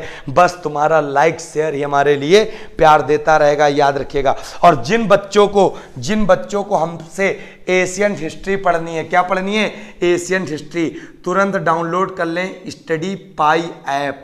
स्टडी पाई ऐप तुरंत डाउनलोड कर लें गूगल प्ले स्टोर से, जहां से स्टडी पाई ऐप डाउनलोड करोगे एशियन हिस्ट्री मात्र फ्री में चल रही है 30 रुपए के नाम पे, और 30 रुपया सिर्फ इंटरनेट हैंडलिंग चार्ज है, जो हम लोगों को एक कोर्स लेने जो बच्चा लेता है उसको टैक्स देना पड़ता है, वो चार्ज लिया जा रहा है। मात्र 30 रुपए में पूरी की पूरी एशियन हिस्ट्री, और मात्र 20 से 25 वीडियो में समाप्त। मैंने खुद पढ़ाई है वो प्राचीन इतिहास जो तुम्हारा पेपर में फंसेगा भाई साहब, ठीक है। अमन राजपूत कह रहे हैं सर पक्का आप IAS बनोगे। चलिए बहुत बढ़िया, समझ में आ गया ना। ऋषि जी नाइस टेक्निक, शुभांगी, रविकांत, प्रकाश। भाई साहब मैं वैसे डिजाइन से सारी चीजें सेट करता हूं जिससे मेरे हर बच्चे को समझ में आ जाए, कोई बच्चा कंफ्यूज ना हो। तो भाई साहब एक बार रिवीजन कर लेते हैं फटाफट, सभी बच्चे स्टडी पाई ऐप डाउनलोड कर लेंगे, क्योंकि मैंने बहुत ही जबरदस्त वहां पे एशियन हिस्ट्री पढ़ाई हुई है। आप जाओ, कोर्स लॉन्च हो चुका है, कल ही हमने बताया था। ₹30 में स्टडी पाई ऐप पर एशियन हिस्ट्री। भाई साहब देखो बहुत अच्छा प्रश्न, बंगाल का गवर्नर कैसे बना? 1757 में होती है प्लासी की लड़ाई, राबर्ट क्लाइव सिराजुद्दौला के बीच में, जीत जाता है क्लाइव। फिर उसके बाद 1764 में होता है बक्सर का युद्ध, जो हेक्टर मुनरो और तीन संयुक्त सेनाएं कौन कौन सी? अवध के नवाब सुजाउद्दौला, फिर यहीं पर थे कौन? बंगाल के नवाब तथा मुगलों के नवाब। जब दोनों युद्ध जीत जाते हैं तो क्लाइव को भ्रम हो जाता है कि भारत में हम शासन करेंगे। भाई साहब वो अपने आप को बना बैठ जाता है बंगाल का गवर्नर। और पहला बंगाल का गवर्नर कौन? भाई साहब रॉबर्ट क्लाइव। बंगाल का गवर्नर ये बन गया, लेकिन अधिनियम आने चालू हो जाते हैं 1773 के रेगुलेटिंग एक्ट से। बंगाल का गवर्नर जनरल भाई साहब वारेन हेस्टिंग। चलिए भाई बात समझ में आई। फिर लॉर्ड विलियम बेंटिंग भारत का गवर्नर जनरल बनता है 1833 के भारत शासन अधिनियम से। फिर लॉर्ड कैनिंग वायसराय बनता है 1858 का अधिनियम। फिर माउंटबेटन भारत का अंतिम गवर्नर जनरल, स्वतंत्र भारत का पहला गवर्नर जनरल।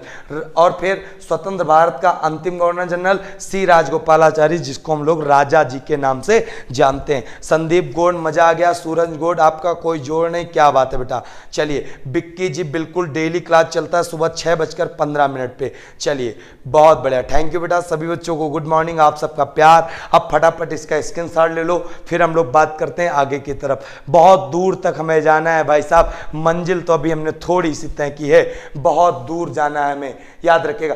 बिल्कुल परेशान मत हो। ग्रुप डी का और एनटीपीसी का मॉक टेस्ट मैं वो भी बिल्कुल नाम मात्र की शुल्क पे, ये मान लो बस इंटरनेट चार्ज निकल आएगा, स्टडी पाई पे फ्री करने वाला हूं। बहुत जल्द कोर्स बनने वाला है और शायद 1 मार्च को कोर्स लॉन्च भी हो जाएगा। ठीक है, चलिए भाई आज समझ में आ गया ये वाला टाइम, ये वाला कॉन्सेप्ट आज समझ में आ गया ना भाई साहब। तो तुम्हारा भी एक फर्ज बनता है, अपने मास्टर के लिए जी जान लगा दो और मास्टर को शेयर कर दो, क्योंकि मास्टर बहुत मेहनत करने वाला भाई साहब।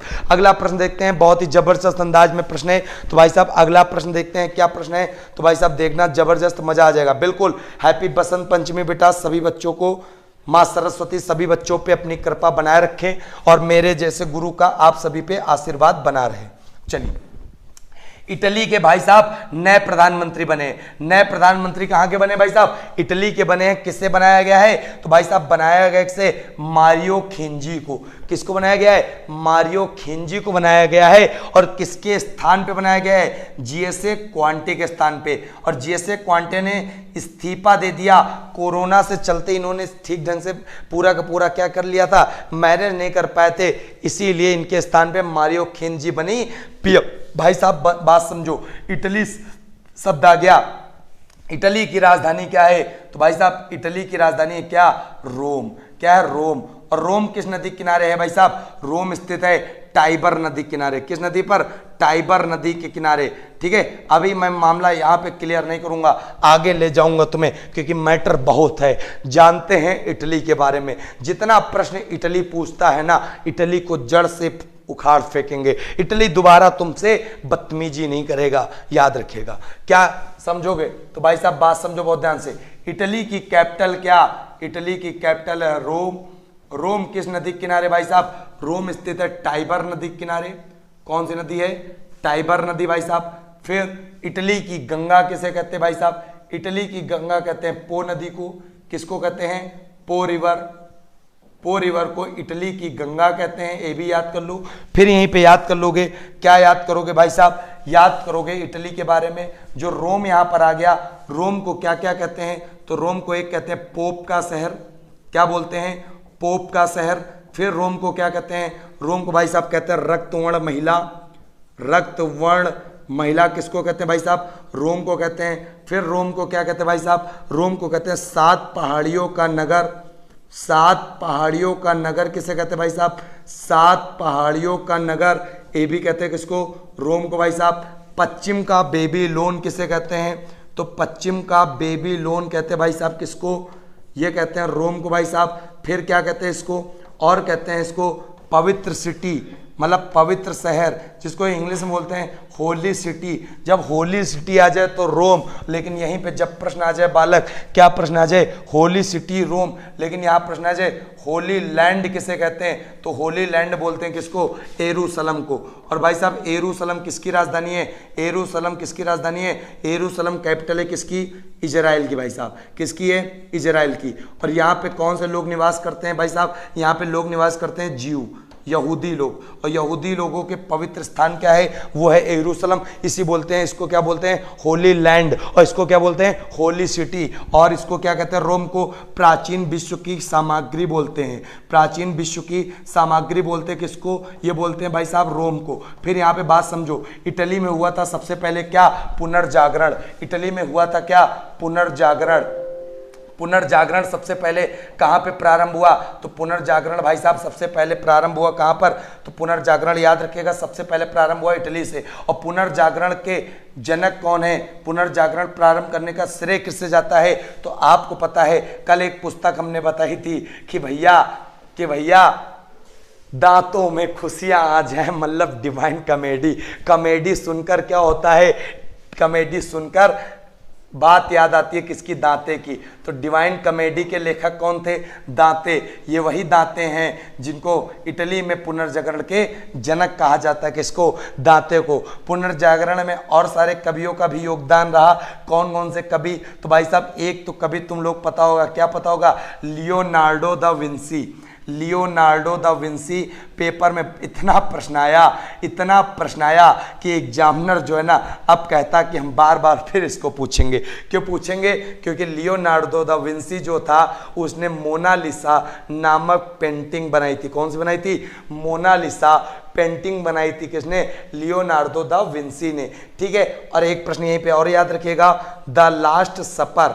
द लास्ट सपर, ये भी किसकी पेंटिंग है भाई साहब, ये भी पेंटिंग है। दोनों पेंटिंगें किसकी हैं, दोनों पेंटिंग है भाई साहब लियोनार्डो दा विंसी की। एक एक प्रश्न रटवाऊंगा, एक एक प्रश्न तुम्हारे दिमाग में, तुम्हारे खोपड़ी में, हर जगह तुम्हें याद रहेगा। तुमको पता होना चाहिए इस क्लास का नाम क्या है, जीएस की तबाही का मंजर। जीएस की तबाही का मंजर शुरू होता है 6:15 पे डेली सुबह, और सभी जोड़ो जीएस की तबाही का मंजर अगर जिसको देखना हो। एक बच्चा पूछ रहा है सर डिवाइन कॉमेडी किस भाषा में लिखी गई है, तो भाई मैं बता दूं टस्कन भाषा में, जो इटली की आम बोलचाल भाषा है, टस्कन भाषा। भाई साहब तुम प्रश्न पूछोगे, क्या हम बताएंगे नहीं, सारे प्रश्न बताएंगे, केवल बस तुम्हारे पूछने की देरी है। सारे प्रश्न बताऊंगा, क्यों नहीं बताऊंगा, क्योंकि भाई मैं तुमसे प्यार करता हूं। ठीक है, फिर भाई समझो एक और लेखक थे जिन्होंने इटली में 4 चांद लगाया, जिनका नाम था पुनर्जागरण में माइकल एंजेलो। माइकल एंजेलो की जो पेंटिंग है उसका क्या नाम है, the last judgment. The last judgment, ये किसकी पेंटिंग है भाई साहब, ये पेंटिंग है माइकल एंजेलो की। विंची की क्या है, विंची के भाई साहब मोनालिसा और द लास्ट सपर। उम्मीद करते मजा आ गया, बिल्कुल फोड़ डाला क्वेश्चन को। भाई साहब तुमने देखे होंगे प्रश्न, बट इटली से इस तरह प्रश्न तुमने नहीं देखे होंगे अभी। क्यों नहीं देखे होंगे, क्योंकि ये अलग तरीका है पढ़ाने का अपना, और यहाँ से एक शब्द मैं उठाता हूँ, एक शब्द से पोस्टमार्टम करूंगा भाई साहब। ठीक है, फटाफट स्क्रीनशॉट ले लो, क्योंकि आज बहुत पढ़ना है। 7 पहाड़ियों का नगर रोम, 7 पहाड़ियों का नगर भाई साहब रोम। 7 टापुओं का नगर आ जाए भाई साहब, 7 टापुओं का नगर आ जाए तो क्या बताओगे, तो क्या बताओगे, महाराष्ट्र की राजधानी मुंबई। 7 टापुओं का नगर, बिल्कुल एग्जाम क्रैक खत्म, एग्जाम अस्तित्व मिट गया। अब एग्जाम का अस्तित्व मिट गया। सभी साथियों को बता दो कि जीएस भैया पढ़नी हो आ जाओ, current affairs plus static GK. Static GK क्या भाई साहब पूरा का पूरा टॉपिक खत्म करता हूं मैं। चलिए बहुत बढ़िया। अच्छा निष्कर्ष जी, नस नस को तोड़ दिया, क्या बात है। चलो भाई साहब आगे बढ़ेंगे, फटाफट स्क्रीनशॉट ले लो, जाएगा कोई नहीं। आज अभी टॉपिक एक दमदार और है। कल हमने मानसून पढ़ाया था, उम्मीद करते तुम सभी साथियों ने कल मानसून इस तरह बरसाया कि मानसून की बारिश होने लगी मेरे शेर। ठीक है, चलिए बहुत बढ़िया, बहुत बढ़िया भाई साहब। वीडियो को ज्यादा से ज्यादा शेयर करो। एक बार दिल से कह रहा हूं, मजा आया हो ना, लाइक करना, शेयर करना, 5-5 लोगों को जोड़ देना भाई साहब। ठीक है, मजा आ गया, बहुत बढ़िया। मनीष कुमार बिल्कुल निष्कर्ष। चलिए भाई साहब देखो, अगला प्रश्न पहुंचते हैं, बहुत ही जबरदस्त प्रश्न है। 11वां राष्ट्रीय संस्कृति महोत्सव 11वां राष्ट्रीय संस्कृति महोत्सव का आयोजन कहां किया जाएगा? तो भाई साहब याद रखना है कहां पे किया जाएगा? पश्चिम बंगाल में किया जाएगा। कहां पे? पश्चिम बंगाल में। भाई साहब बिहार से प्रश्न याद रखिएगा भैया, सभी बिहार साथियों के लिए याद कर लो मेरे शेर। बिहार से प्रश्न, बिहार के जो भैया सीएम है क्या नाम है? नीतीश कुमार साहब हैं। बिहार के जो गवर्नर हैं उनका नाम है फागू चौहान। क्या नाम है? फागू चौहान। फिर बिहार का जो बहुत ही जबरदस्त अंदाज है, क्या अंदाज है? एक पड़ता है चंपारण जिला। चंपारण जिला में सबसे इंपॉर्टेंट चीज क्या है? 1917 में एक चंपारण क्या हुआ था? चंपारण आंदोलन हुआ था जो नील की खेती के विरुद्ध था। और महात्मा गांधी का भाई साहब, महात्मा गांधी का पहला सत्याग्रह कौन था? भारत में था।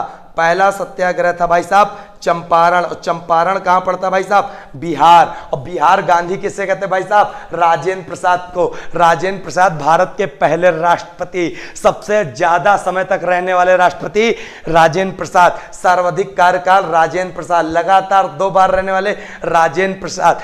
राजेंद्र प्रसाद का प्रश्न था संविधान सभा के पहले स्थायी अध्यक्ष राजेंद्र प्रसाद। 11 दिसंबर 1946 इंडिया डिवाइडेड पुस्तक राजेंद्र प्रसाद। बिहार गांधी राजेंद्र प्रसाद। फोड़ दोगे तोड़ दोगे कोई जोड़ नहीं होगा। ठीक है, चलो भाई मजा आ गया ना? क्या बात है, बिहार का समझ में आया कॉन्सेप्ट। और याद रखिएगा गुजरात में भाई साहब, गुजरात के जो सीएम है उनका नाम है विजय रूपानी। क्या नाम है? विजय रूपानी। और गुजरात में जो गवर्नर का नाम है उनका भाई साहब नाम है आचार्य देवव्रत। गुजरात के जो गवर्नर का नाम है उनका नाम है आचार्य देवव्रत और सीएम का नाम है विजय रूपानी। और गुजरात में एक वन पाया जाता है जिसको कहते हैं गिर राष्ट्रीय उद्यान। और गिर राष्ट्रीय उद्यान किसके लिए फेमस है भाई साहब? एशियाई शेरों के लिए, मतलब एशियाई शेरों के लिए। ठीक है, गिर राष्ट्रीय उद्यान। फिर भाई साहब गुजरात में प्रश्न याद रखिएगा, गरबा और डांडिया कहाँ के लोक नृत्य भाई साहब? गुजरात के।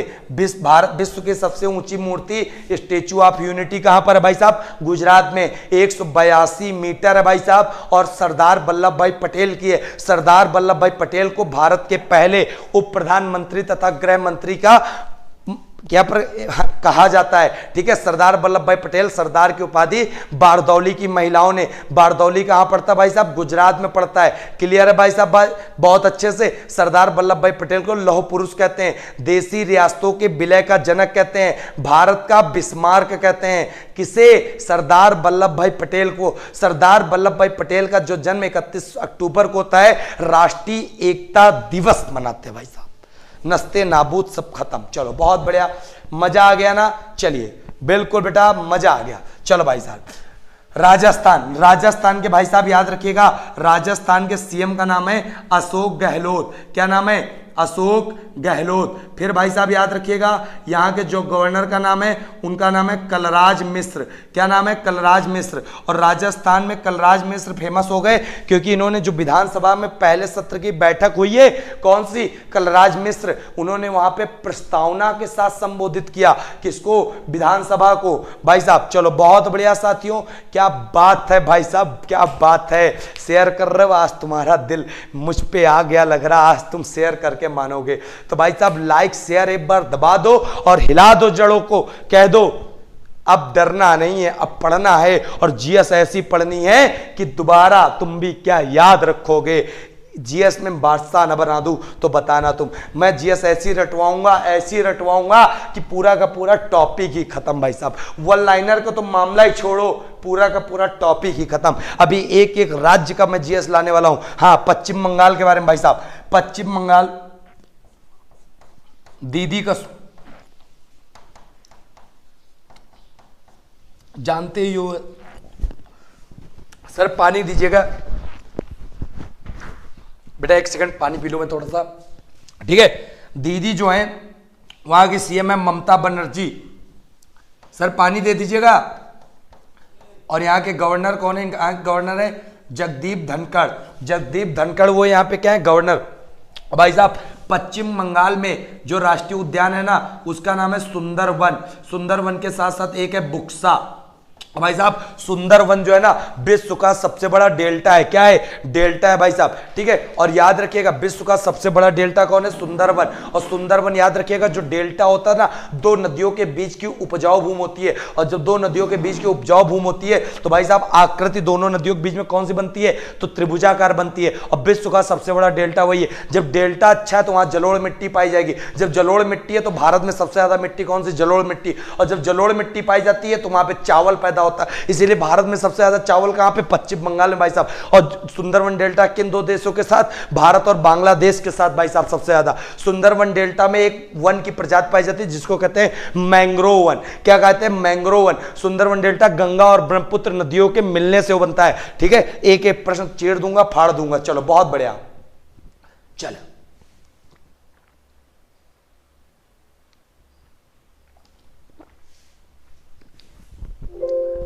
चलो भाई, मजा आया ना?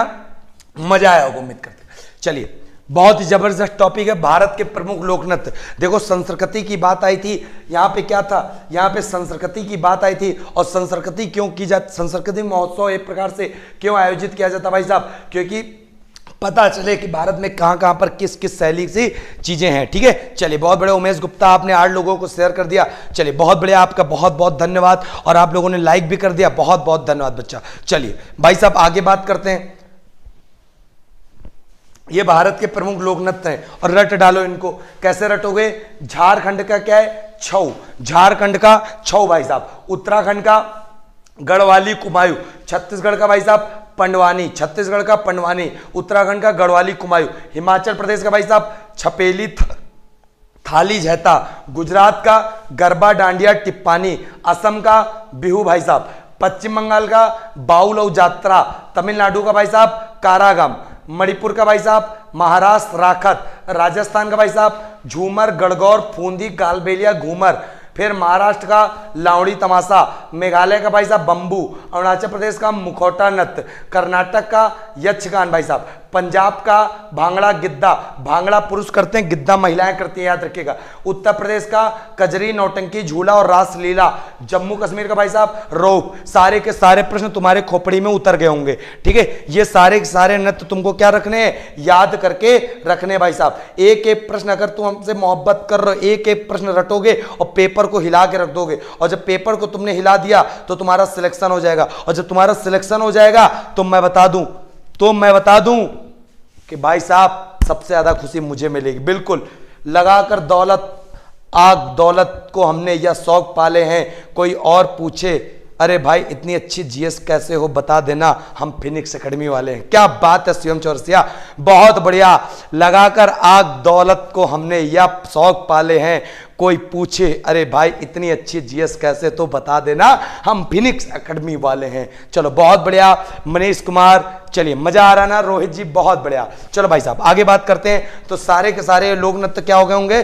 तुम्हें याद हो गए होंगे भाई साहब। क्या हो गए होंगे? याद हो गए होंगे भाई साहब। चलिए बात करते हैं बहुत ही जबरदस्त अंदाज में। क्या बात करेंगे तो देखते रहना, मजा आ जाएगा तुम्हें। चलिए भाई साहब एक सेकंड इधर के मैं कमेंट चले गए थोड़ा सा, वो भी देख लूं। हाँ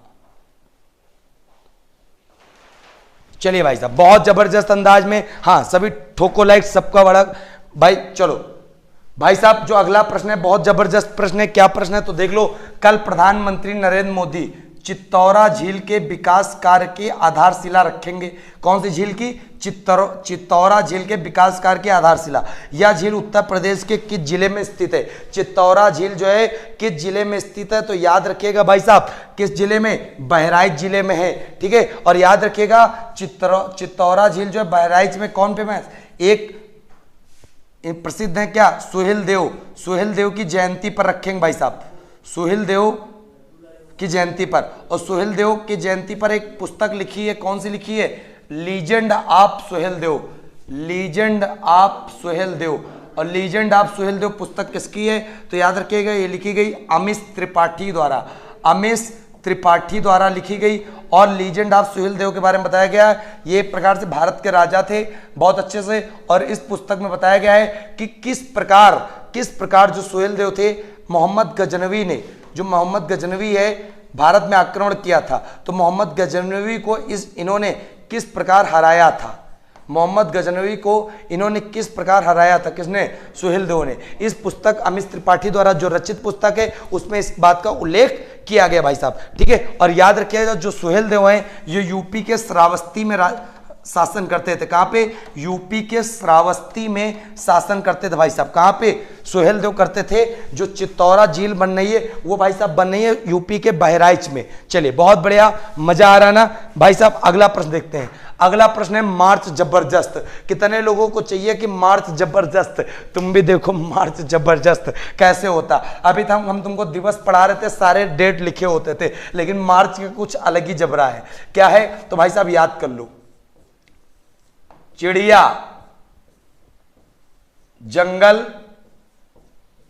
में गई, चिड़िया जंगल में गई, पानी पीकर मर गई। ठीक है भाई साहब, पानी पीकर मर गई। चिड़िया जंगल में गई, पानी पीकर मर गई। किससे मर गई? टीबी से। टीबी से भाई साहब। चिड़िया जंगल में गई, पानी पीकर भाई साहब मर गई। तो जब मर गई तो देखो मामला क्या बनेगा। तो भाई साहब देखो, ठीक है, चलो बहुत बढ़िया। सभी लोग एक बार दबा के लाइक शेयर कर देना, बहुत बढ़िया। चिड़िया, चिड़िया का मतलब होता है स्पैरो। स्पैरो या गौरैया दिवस, चाहे स्पैरो बोल लो चाहे गौरैया बोल लो भाई साहब।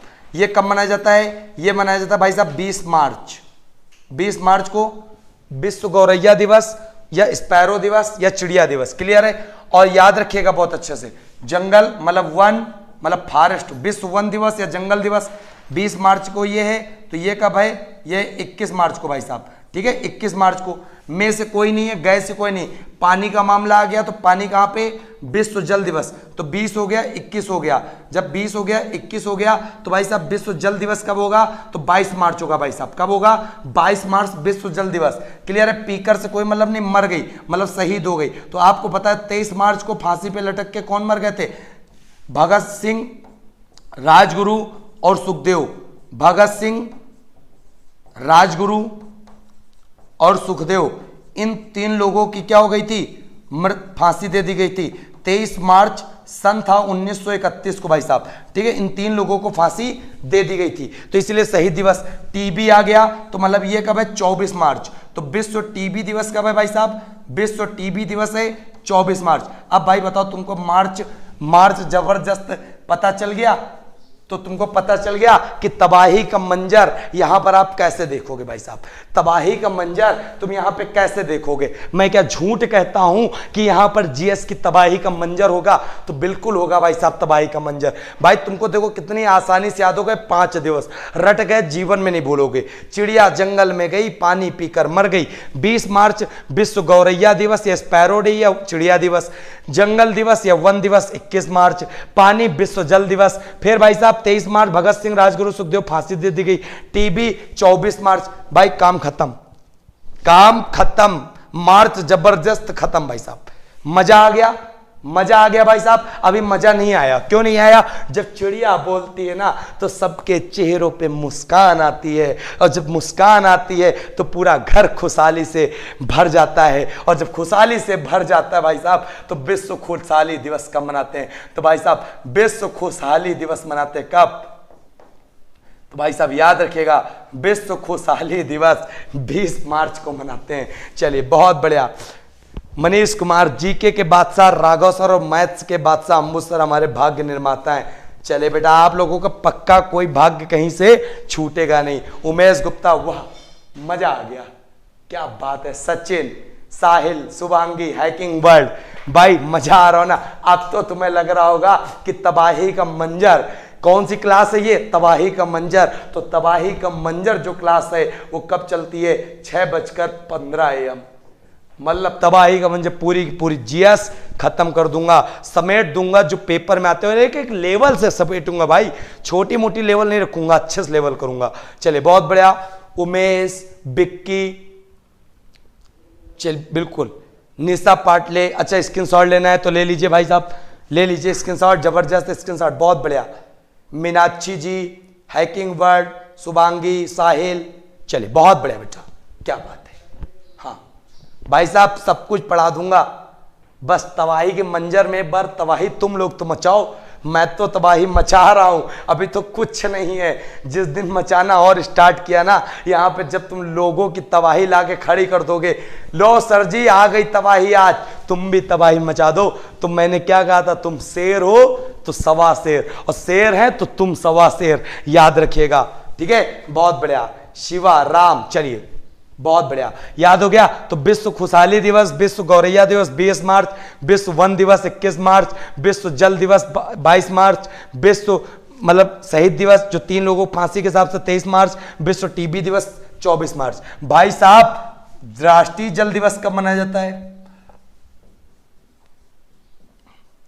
तो भाई साहब राष्ट्रीय जल दिवस याद रखिएगा 14 अप्रैल। और जब 14 अप्रैल का मामला आ गया तो मतलब किसकी जयंती? भीमराव अंबेडकर की जयंती। भीमराव अंबेडकर की जयंती कब मनाते हैं भाई साहब? 14 अप्रैल को मनाते हैं। और भीमराव अंबेडकर को किस नाम से जानते हैं भाई साहब? भीमराव अंबेडकर को आधुनिक मनु के नाम से जानते हैं। आधुनिक मनु के नाम से किसे जानते हैं? भीमराव अंबेडकर को जानते हैं भाई साहब। ठीक, सारे प्रश्न तुम्हारे क्या हो गए? उखड़ के आ गए। चलिए चलिए बहुत बढ़िया। अच्छा लौको जी, राहुल तबाही क्लास है, बिल्कुल तबाही क्लास है भाई साहब, तबाही क्लास से नीचे बात ना करना, ये याद रखिएगा। जीएसओ करंट अफेयर्स की तबाही क्लास 6:15 पे चलती है। और जिन बच्चों को, फिर से बता रहा हूं, तुम्हारे लिए फ्री है, तुम्हारे लिए फ्री है और केवल 5 दिन के लिए, याद रखिएगा। स्टडी पाई ऐप डाउनलोड कर लो भाई मेरे, और प्राचीन इतिहास को खत्म कर दो। मात्र 25 से 30 वीडियो में पूरी की पूरी प्राचीन इतिहास राघव सर ने बिल्कुल जबरदस्त तरीके से पढ़ा दिया। स्टडी पाई एप्लीकेशन डाउनलोड कर लो, ये हमारा एप्लीकेशन है जहां पे पूरा का पूरा एशियन हिस्ट्री खत्म कर दोगे। और कहोगे सर जी चार्ज कितना? 999 रुपए का कोर्स, मात्र कितने रुपए में? 30 रुपए में। और 30 रुपए में सिर्फ इसलिए क्योंकि सिर्फ इंटरनेट चार्ज लग रहा, और बाकी हम कुछ नहीं ले रहे, हम फ्री में पढ़ा रहे भाई साहब। ठीक है, चलो बहुत बढ़िया। हाँ सिलेक्शन करवा दूंगा, बिल्कुल बिल्कुल भाई करवा दूंगा, पूरी की पूरी जीएस पढ़ा दूंगा, बिक्की बिहारी बिल्कुल एक एक टॉपिक वाइज पढ़ा दूंगा। और जिन बच्चों ने अगर हमसे टॉपिक वाइज जीएस पढ़ ली, टॉपिक वाइज जीएस पढ़ ली, तो विश्वास मानो दुनिया की कोई ताकत तुम्हें रोक नहीं सकती, क्योंकि मेरी जीएस रटवाने वाली नहीं, रटती रटता रटंत वाला कॉन्सेप्ट अपने पास है ही नहीं। मेरी जीएस हमेशा कॉन्सेप्चुअल जीएस है, जो एक दूसरे से कोरिलेट करेगी। हिस्ट्री ज्योग्राफी से, ज्योग्राफी पॉलिटी से, पॉलिटी इकोनॉमिक्स से, और साइंस से, सबसे कोरिलेट करेगी। तो याद रखिएगा भाई साहब। चलिए आप लोगों ने अपने दोस्तों में शेयर कर दिया, क्या बात है भाई साहब। बात करते हैं आगे। ट्रायल बेसिस पर भारत का सबसे बड़ा एयर प्यूरीफायर कहां स्थापित किया जाएगा? तो भाई साहब कहां पर स्थापित किया जाएगा एयर प्यूरीफायर? तो आपको पता होना चाहिए चंडीगढ़ में। और चंडीगढ़ में एक झील पड़ती है भाई साहब, कौन सी झील पड़ती है भाई साहब? उसका नाम है सुखना झील। कौन सी है? सुखना झील भाई साहब। ठीक है, और चंडीगढ़ में एक पड़ता है क्या? Rock garden. क्या पड़ता है? Rock garden. ठीक है, रॉक गार्डन। और रॉक गार्डन किसने बनवाया भाई साहब? नेक चंद्र सैनी ने। किसने बनवाया? नेक चंद्र सैनी ने। और रॉक मतलब जो टूटे फूटे पत्थर होते हैं उनसे निर्मित यह आकृति बनवाई गई थी। ठीक है, चलिए निशा पांडे जी आपने डाउनलोड कर लिया है, क्लास स्टार्ट हो गई है, कल से क्लास शुरू हो गई है शाम से। ठीक, कल शाम से क्लास शुरू हो गई है, बस जाके वहां पे फटाफट ज्वाइन कर लो, फ्री में कोर्स है 5 दिन के लिए। 5 दिन के लिए ऑफर है, काम खत्म हो जाएगा। 20 फरवरी लास्ट डेट है, 20 फरवरी के बाद आप ऐसी एशियन हिस्ट्री नहीं पढ़ पाओगे, याद रखिएगा भाई साहब। ठीक है, चलो भाई साहब आगे बात करते बहुत अच्छे से। भाई साहब ये मोटिवेशन कोर्स, ये मान लो जब मैं इसको लगा रहा था तो खुद में एक निराशा आ रही थी। क्या निराशा आ रही थी? कि भाई साहब तुमको जीवन मिला है तो तुम पढ़ नहीं रहे हो, तुम मक्कारी कर रहे हो। और ये बंदा देखो, ये बालक देख के सिर्फ आंखों में आंसू आते हैं और दर्द एक बार उठ जाता है। इस बालक को देख रहे हो, जमीन में सिर्फ लेटा हुआ है। जिंदगी में ऐसे इंसान पर कभी जुल्म मत करना, जिंदगी में कभी ऐसे इंसान पे जुल्म मत करना जिसके पास पुकारने के लिए परमात्मा के अलावा कुछ ना हो। मतलब इसके पास तो माँ भी नहीं है, पापा भी नहीं है, सिर्फ बुलाने के लिए क्या हो? सिर्फ बुलाने के लिए क्या हो भाई साहब? परमात्मा हो। तो कभी भी ऐसे इंसान पे आप जुल्म मत करना भाई साहब। ठीक है, याद रखिएगा। हमेशा हो सके तो मदद करना ऐसे साथियों की, ऐसे बच्चों की, पढ़ने के लिए कोशिश करना, पढ़ाने के लिए कोशिश करना। नौकरी पाके सिर्फ अपने परिवार के लिए कमाना नहीं है, तुम्हें समाज के लिए भी कमाना है। एक हिस्सा अगर छोटा सा अगर तुम हेल्प करोगे, इन एक एक बच्चों के लिए हेल्प करोगे तो पढ़ जाएंगे, लिख जाएंगे, सब कुछ कर जाएंगे भाई साहब। ठीक है, ये मान लो बहुत ही जबरदस्त।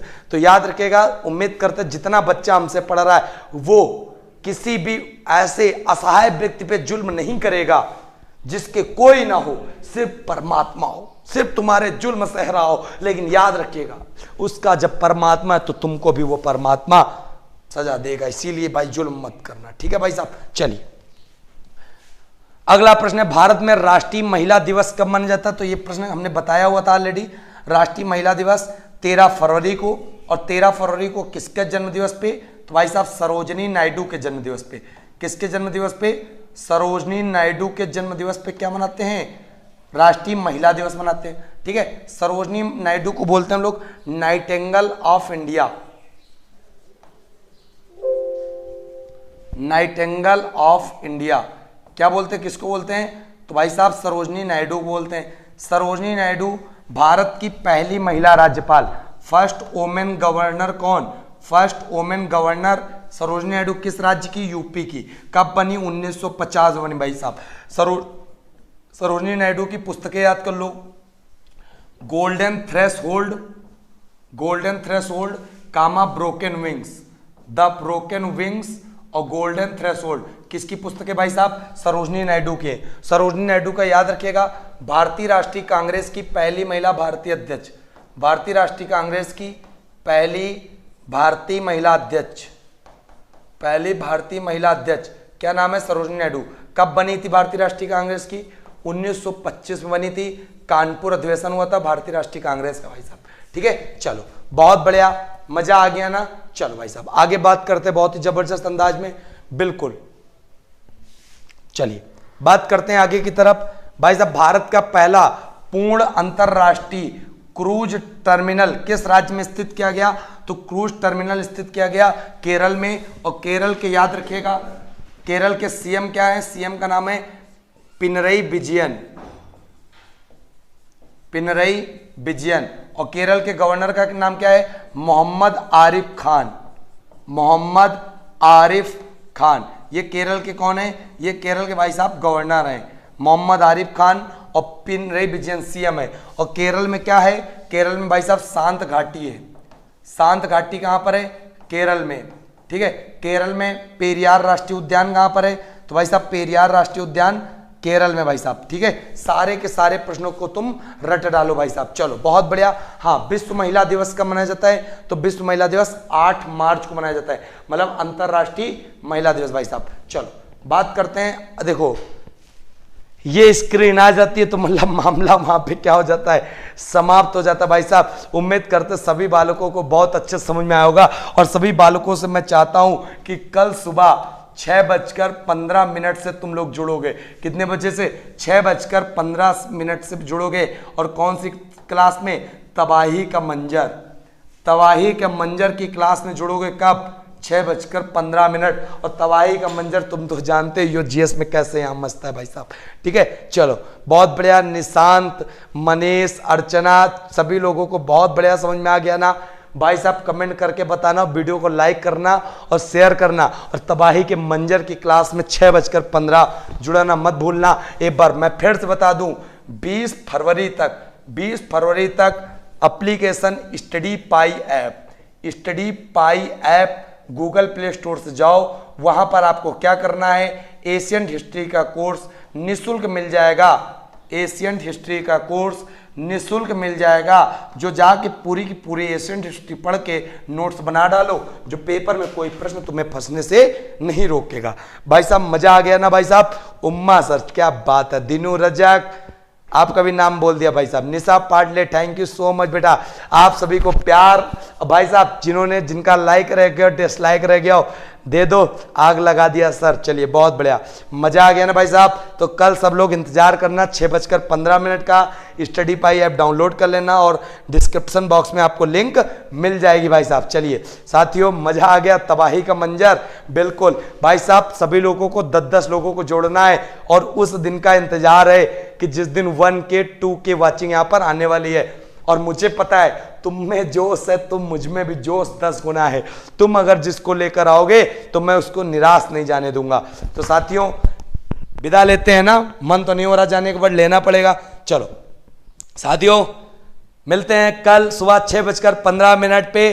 तब तक के लिए जय हिंद, जय भारत, वंदे मातरम।